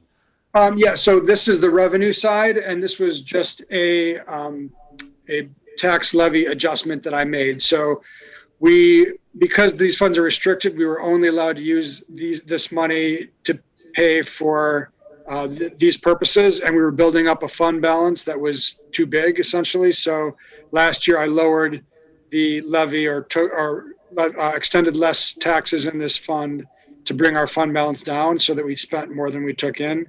And now I've put it back to where it was before. So that accounts for the increase. So you're and it looks like a big increase. It's 16% because it's such a small number relative to the other funds that it doesn't take a lot to change that. So you're just wiggling things around within your 2.3% CPI increase, really? Exactly. We are a tax capped district, and we are limited in what we can levy in overall operating funds, but within that limit, I have flexibility between funds to go up or down as needed. Thank you. And then the only other blip here, the capital projects fund, when developers develop property, we receive money from them in impact fees because these properties won't be taxed for a year. And so if there are any children on those properties that we need to educate, there's a formula that's calculated that they pay kind of in the place of the taxes for us to get revenue in order to be able to fund the education of any students. It's based on the number of bedrooms in those houses. And we received a little bit this year. I did not budget any for next year. Let me interject there. That's a good learning opportunity. Impact fees is a big deal if a development like Stonebridge goes live finally after 1 million years and becomes a really big development. And so that developer has to help us figure out a way to educate the kids that are moving into the district. And do we have the space and the property and the buildings and the resources to do that? Interestingly enough, the village is our kind of on behalf negotiator for that. So it is in our best interest to be very involved with any committee work that's done at the village level, working with future development at Stonebridge to know what's going on there. And that has been stalled for years. And so that's why we had actually talked about at one point getting a board member on one of their committees regarding that. But it's been so tied up and it looks like it's not going anywhere right now. But just for future reference, keep it in mind, if that goes anywhere or if there's any other big developments that are going to put a lot of kids in our district, we really need to be on top of that and represent our needs assertively. So it's not a flat rate? I don't know It's negotiated every year? I'm not sure exactly how it is, but I remember it feeling inadequate the last time I heard it. Jade might be able to answer that more specifically, but that's probably a bigger discussion for another time, but there is a formula that's based on some concrete things, and then the developers can negotiate with the village on that. It's particularly for large developments. Yeah. But our village has been pretty strict in keeping to the formula, especially on the smaller stuff. Definitely a conversation for another time. Sorry to digress. I don't know if you guys had ever heard that before, so. No problem. There's a lot of vocabulary that is new. So people have seen this pie chart before. Most of our revenue comes from property taxes, with the remaining 10% coming from state, federal, and fees. Even with the large increase in federal spending from the COVID money, it still only accounts for about 3% of our total budget. I'm about to talk about expenditures, and you will see some of these expenditures comparisons look odd just because we're comparing to a COVID year. I didn't want to compare to last year's budget because last year's budget had contingency in it since it was so unpredictable. This year's budget has no contingency. And I felt like what we spent was not comparing to last year's budget wouldn't really give a true or a fair comparison. So I'm comparing to what I'm expecting to spend this year, which is kind of fiscal year to date numbers plus my forecast for the rest of the year. So right off the bat, I'm expecting salaries to go up next year by over 8%. And a lot of this is because this year we paid very few substitute teachers, given our remote learning platform. We also paid fewer stipends because we could not, those are extra duties. We could not hold sports and some other activities that we normally would pay salaries for. So that accounts for really a lot of the increase. In addition, we are hiring 2 staff members next year on a temporary basis, and those are funded by grants. So that also is boosting that comparison. Otherwise, staff is looking at roughly a 3% increase for next year. We have very low staff turnover, and then we have no retirements. Benefits, we're looking at a net increase of almost 4%. And even with our insurance premium decreases, we're seeing this increase in benefits because much of the pension and payroll benefits that we pay are proportional to salary, and salary is going up 8%. So kind of the net of the increase in salary and the proportional benefits offset by our insurance decreases account for that change. Purchase services, our custodial contract is tied to CPI, so it's going up by 1.4%. I'm expecting transportation expenditures to double next year. Again, that's because we really restricted or cut back on transportation this year as a result of the pandemic. We have more and more kids on the buses now, that it's safer, and we know more about the virus, but especially at the beginning of the year, we were closing school, and we were also limiting bus transportation for safety reasons. And then we are also in purchase services, have an additional 1.0 FTE of special education teacher through our special education cooperative. Technology, we're doing the wireless infrastructure upgrade that is later in the board meeting for approval, and replacing the projectors at the elementary school. For capital, we're looking at our access control, which is basically our building security system, the key fob entry system. We've got some boiler work to do at the elementary school, and looking at purchasing some new snow removal and grounds maintenance equipment. And then our special education outplacements are flat. These are students who we don't have the ability to provide the services in-house, so we send them to our special education cooperative for their placement. So looking at our total expenditures, our education fund is up 6%. Our transportation fund, this is the big one, 96%. O&M about 5%. In general, we're looking at increasing our spending and operating funds by 7.6%. And then our debt service is pretty flat. So a net 7% increase over this year in spending. However, we did spend less this year in operations. And then looking at it by the object, which is a little bit easier to think about. Here's the 8.3% and the 3.9% for salaries and benefits. Seeing a 25% purchase services increase. Again, that's because our transportation is a purchase service, so that's really driving that. We're also outsourcing some additional staff. And then supplies are lower. This is a reflection of the fact that we spent a lot on supplies for COVID last year, PPE and safety equipment specifically. And so we're going to see our supply spending go back to normal. Capital spending will be about the same, and our dues and fees spending will be a slight increase. That is really driven by our special education funding. Just looking at kind of how our spending breaks out, 2/3 of our spending are salaries and benefits. If you count debt service, excluding debt service, it'd be more like 75%. And then purchase services are also largely personnel related. This is food service and transportation and night custodial. So again, just looking at the portion of our budget that is spent on, actual stuff, it's about 5% of our total budget to buy things. And then a quick look at our debt service. This is our debt service for next year. The different colors represent our different bond issues. And so you can see that we are pretty much flat in debt service spending out to 2029. And then the only thing remaining is the debt service that was issued for the middle school, which extends out to 2035. We just refinanced this reflects some bonds we refinanced in April, given the really low interest rates, and we saved about $400,000 last April in that refinancing. Jay, let me just interject on that chart too. Even though they say the dates are current, look very recent for the refunding bonds, the bigger numbers have to do with the elementary school.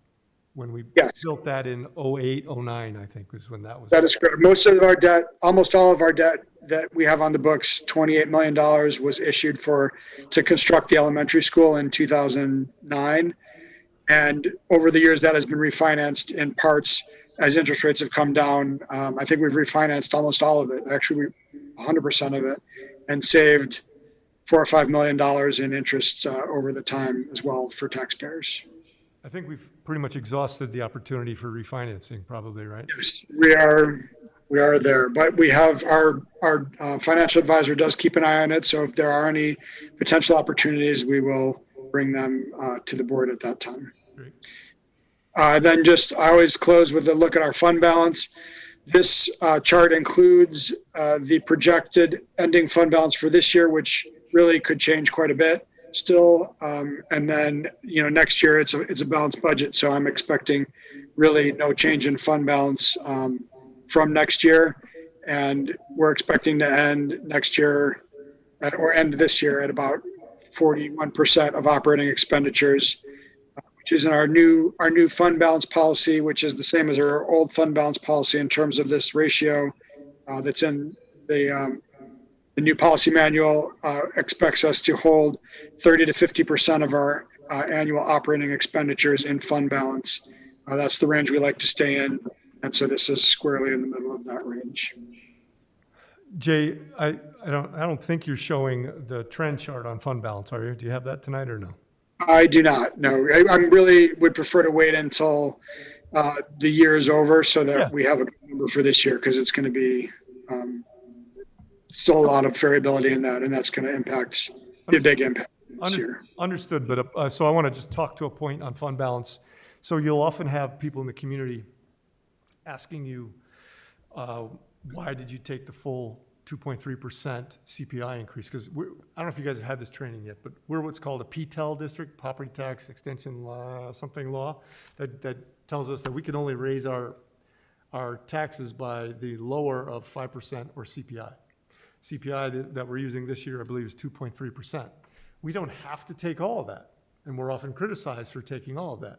But Jay runs these projections that show where our fund balance goes over 5 years out. And even with taking the full CPI, our fund balance is starting to creep lower and lower and lower. So as we approach that 5-year mark, it's getting really close to dipping below our minimum level. So that's one simple answer to people when they ask you, why'd you take the full CPI? You know, the village didn't, or so I don't know who did this year, but sometimes like the park district might not have, or the high school didn't for whatever their reasons. And we're looking out for the finances of the school. So just so you know, that's one quick answer. It's not a simple answer. There's always more to it than that, but that's something that you can respond with. When I present the final budget in September, I'll have the long 5-year projections to present at the same time, and we'll have the discussion about fund balance. Yeah. I will say that we have, I think, 7 or 8 teachers have declared their retirement. You'll see in your personnel report tonight. So that's going to impact the curvature of that line as we grant large salary increases over the next several years to some of our staff. Is that it, Jay? That is it. Any questions for Mr. Khan? Thanks, Jay. As usual, excellent. Thank you. Appreciate it. All right, so now we're going to go to action items. And we are going to start with the first 4 of these: property casualty insurance, workers' comp, hazardous routes, and authorized depository approval are things you're going to see every year, no matter what. It's very common. They're almost routine, but there's a fair amount of money in there, so we need to vote on all this and take it very seriously. But I just want to give you a heads up that this is stuff you'll see again and again and again. So the property item A, 9A, the property casualty insurance policy for 21-22. It's an annual approval. It represents an 8% increase versus the prior year, up to about $66,218. And that 8% increase is vastly due to a 220% increase in the cyber liability portion of that, which we've talked about a little bit about how that's really going up. Jay, the only thing I was hoping you could add to is if you could give a little bit of a tick off of the different kinds of things that are included in property casualty insurance, just so people know that there's a whole laundry list of stuff that is covered by that. Yeah, we cover it's general liability, so property coverage. It's property coverage, so if there's damage to the building, general liability, which includes sexual abuse coverage, and then any kind of, if anybody falls or gets injured on our property, automobile coverage, crime, boiler and machinery coverage, school board legal coverage, to name a few. Thank you. Anybody else have questions for Mr. Khan on this?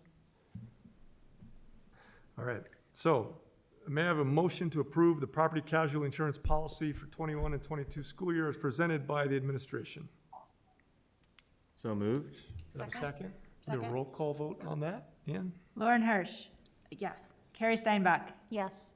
Tim Penich, Yes. Andy Duran, Yes. Ann Hill, yes. Mark Barry, Yes. Motion's approved.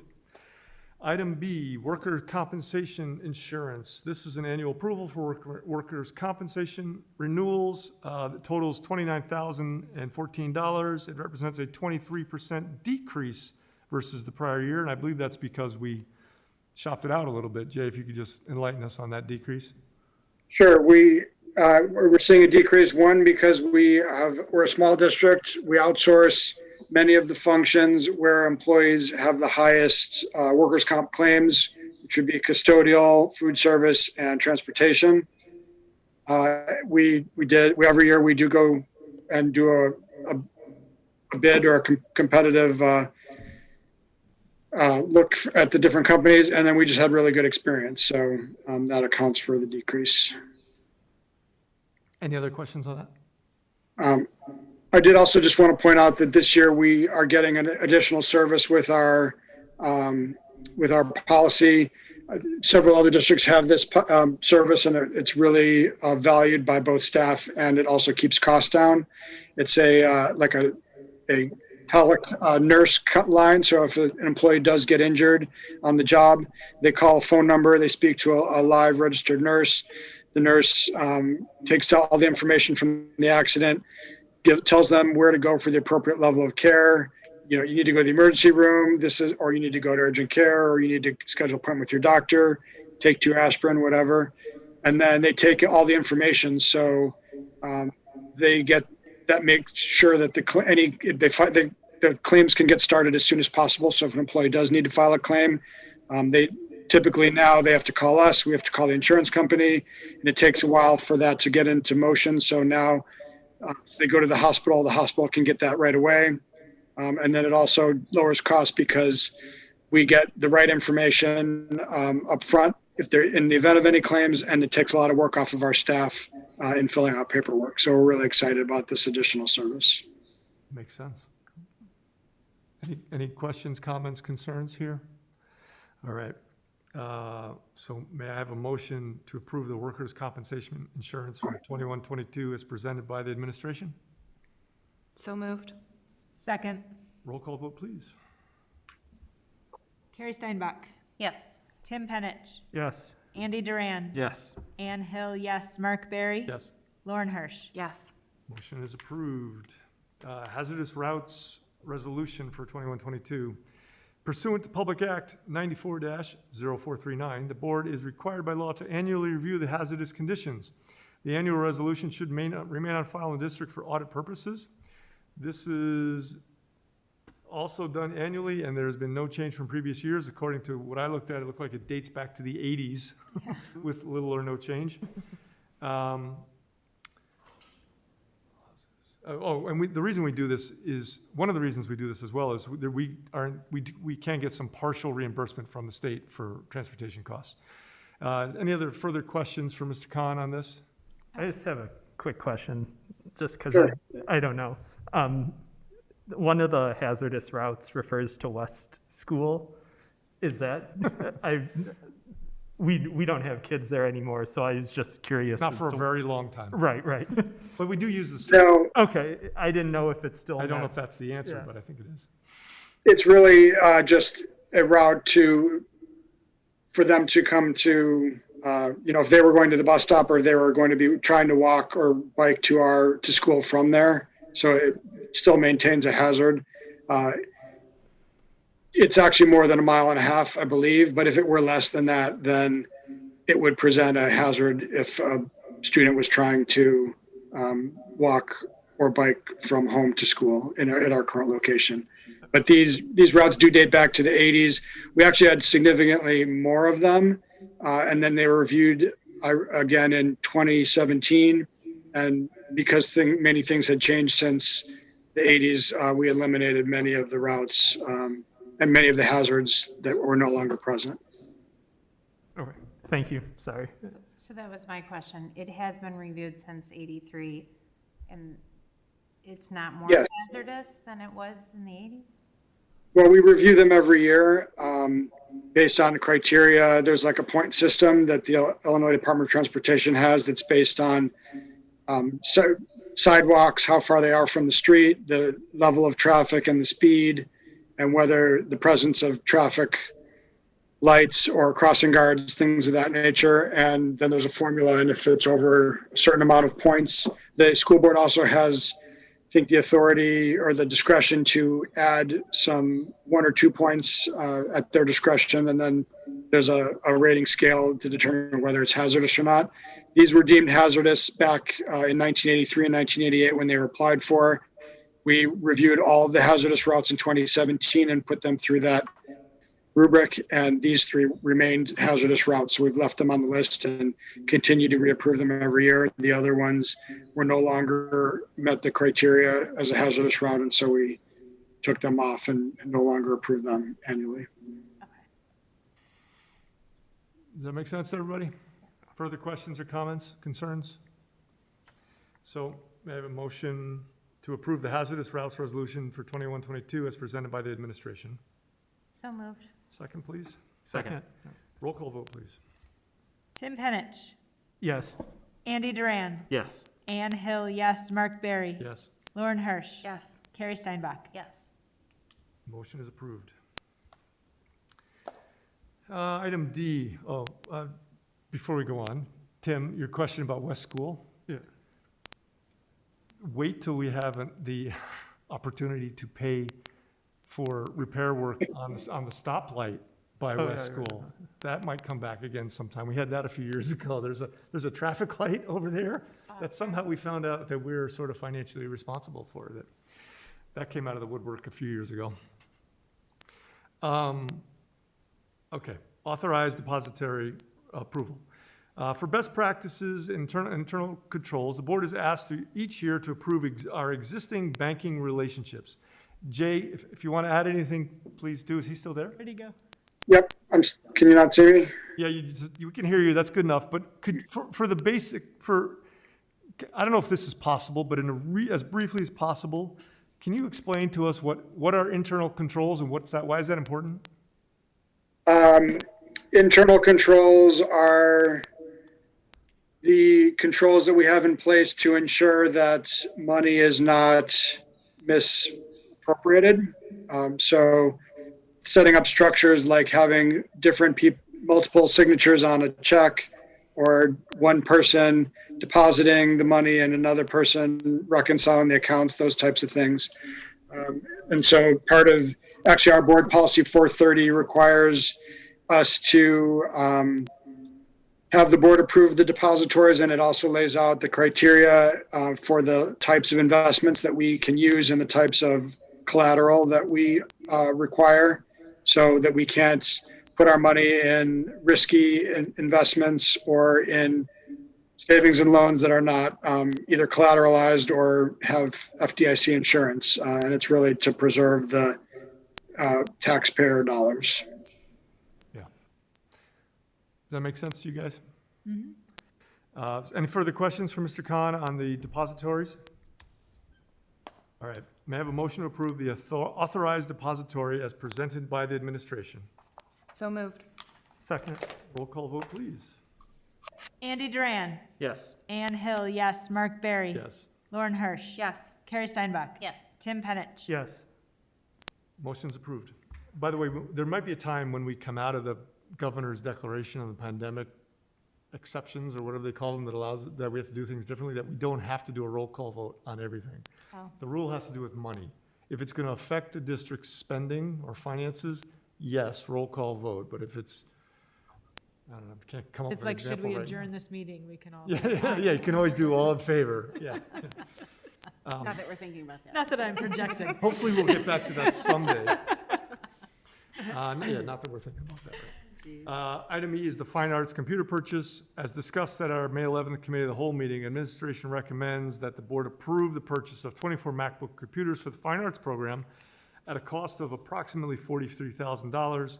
Just as a reminder, these are going to be shared across all the grades who use that program. And one of the reasons is the old ones are worn out, but the Chromebooks just don't have the support capability, the power to do what we need those computers to do. Is there any questions or comments, concerns about any of that? If anybody's interested in the details, who's watching, we did have a long discussion about that at the last meeting. So, not hearing any questions, may I have a motion to approve the fine arts computer purchase as presented by the administration? So moved. Second. Roll call vote, please. Andy Duran. Yes. Anne Hill, yes. Mark Barry. Yes. Lauren Hirsch. Yes. Carrie Steinbach. Yes. Tim Penich. Yes. Motion's approved. Item F, Quest Food Service for 21-22. Also discussed at the May 11th Committee of the Whole meeting, the board is asked to approve the agreement with Quest Food Management Services to provide a financial guarantee that the current food service intergovernmental agreement with Lake Forest School District 67 will cost the district a maximum of $60,000 for the 2021-2022 school year, fiscal year. Any questions, comments, concerns? Not hearing any. May I have a motion to approve the Quest Food Service Program for 2021-2022 as presented by the administration? So moved. Second. Roll call vote, please. Anne Hill, yes. Mark Barry. Yes. Lauren Hirsch. Yes. Carrie Steinbach. Yes. Tim Penich. Yes. Andy Duran. Yes.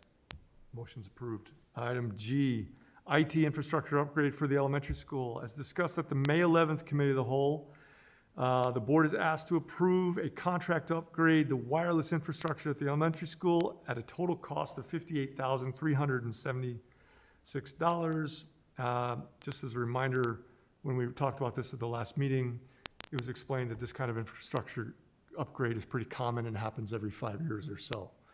Again, all these things that were discussed at the Committee of the Whole are available to be reviewed on the videotapes that are on our website if anybody's interested in the why of how we got to this point. Any questions, comments, or concerns from the board? Okay, may I have a motion to approve the IT infrastructure upgrade at the elementary school as presented by the administration? So moved. Second? I'll second. I'll do that too. Roll call vote, please. Mark Barry. Yes. Lauren Hirsch. Yes. Carrie Steinbach. Yes. Tim Penich. Yes. Andy Duran. Yes. Anne Hill, yes. Motion's approved. Board Policy Manual First Read. Can I borrow this? I'm gonna ask all of you a question. Did you read page 300? No. So this is what our amazing policy committee worked on. Sorry. I didn't mean to grab that out of your hand. And I just, again, really appreciate all your guys' work, past and present boards. Thank you. Does the policy committee have any issues other than what was discussed on legacy, naming of buildings and what's the Awards and word? scholarships. Awards and scholarships? Other than that, is there any issues that we want to highlight before we vote? I have one, and I'm sorry, I should have brought this up last week, problem. and I forgot about it at the meeting and then found it in my notes today. But in policy 262, which is about tutoring and everything, I didn't know if we should have language similar to the social activity policy about notifying the district if a teacher is providing tutoring services to a student. The one that we talked about before. Yeah. I have this private tutoring policy on our list to discuss a little bit later because Okay. in our, we did have a lot of discussion around student-teacher relationships and one-on-one interactions. And so I asked our attorneys to look around for some other board policies that address those pieces. And we have some sample policies that we're going to be looking at. So I think that's a great point, Tim. We can look at inserting some of that language in here, Okay. as And- well as in the ethics policy. Okay, there is some of those samples I thought were Yeah. good. So we add-ons, definitely are going to revisit Okay, those. I just wanted to add. Great point. add That's a that. good catch. Yep, thank you. We've had those kinds of conversations on and off for years, and it's always a tricky thing to work through. Any other questions or comments on any of that? I have one other thing, sorry. This isn't Did you read the whole book? Tim No, Penich no, has I the just floor. wanted to. I think he may have. think he did. I knew this was contentious a few years ago, but Yeah. Why not bring policy it up again? 820, which is on community use with schools, it looks On like what? there were community use of schools. Yeah. That's Yes. It looks like there were Weddings and some things. minor changes, but I just wanted to confirm that based on my looking at it, the spirit of the previously approved policy appears to stay the same. So I know that we're trying to be a good neighbor and the neighbors are concerned about that, so I just wanted to say something about that. We are always trying to be a good neighbor, and we will do everything we can to notify them ahead of time of anything that's going on and involve them in the process, so. Did we change that one from? I don't, we what it kept was- the language. It was like minor changes Yeah. at Okay. the beginning. Yep. Yeah.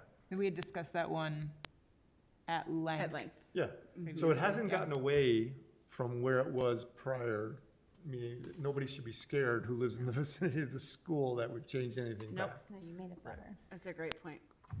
All right, so, no other questions, comments, concerns? May I have a motion to approve the board policy manual first read as presented by the administration? So moved. Second. Roll call vote, please. Carrie Steinbach. Yes. Tim Penich. Yes. Andy Duran. Yes. Anne Hill, yes. Mark Barry. Yes, Lauren Hirsch. Yes. motion is approved. Personnel report. Okay, bear with me, guys, I've got to read this. The personnel report for tonight's meeting for this month includes a lot of individual items, so, and I am required to read them all. Oh. It includes the following retirements, and I need my glasses for this. I'm sorry. Eric Owens, teaching assistant at the middle school effective June 10th, he's moving. Nancy Ark, teaching assistant at the elementary school effective June 10th, retiring. Linda Rosenthal, teaching assistant at the elementary school effective June 10th, retiring. Denise Salet, teacher at the elementary school effective June 25th, retiring. Dylan Martin, teaching assistant, elementary school, June 10th, moving. Non-licensed new hire, Ellie Thomas, a teaching assistant at the middle school, effective the 21-22 school year, replacing Eric Owens for $15 an hour. Family Medical Leave Act, we have Hector Martinez in maintenance at the elementary school, effective April 26th of this year through July 15th. Eric Andrico in wellness at the elementary school, effective August 23rd through October 4th of this year. Anna Groff, a teacher at the middle school, effective for the 21-22 school year, taking a leave of absence. And then, so this, the recommendation to hire list, that continues with these three as well? Okay. So for summers, and those are all summer school Yes. issues? So we Yep. have a number of temporary recommendations to hire for the free summer school that we're offering this year, right?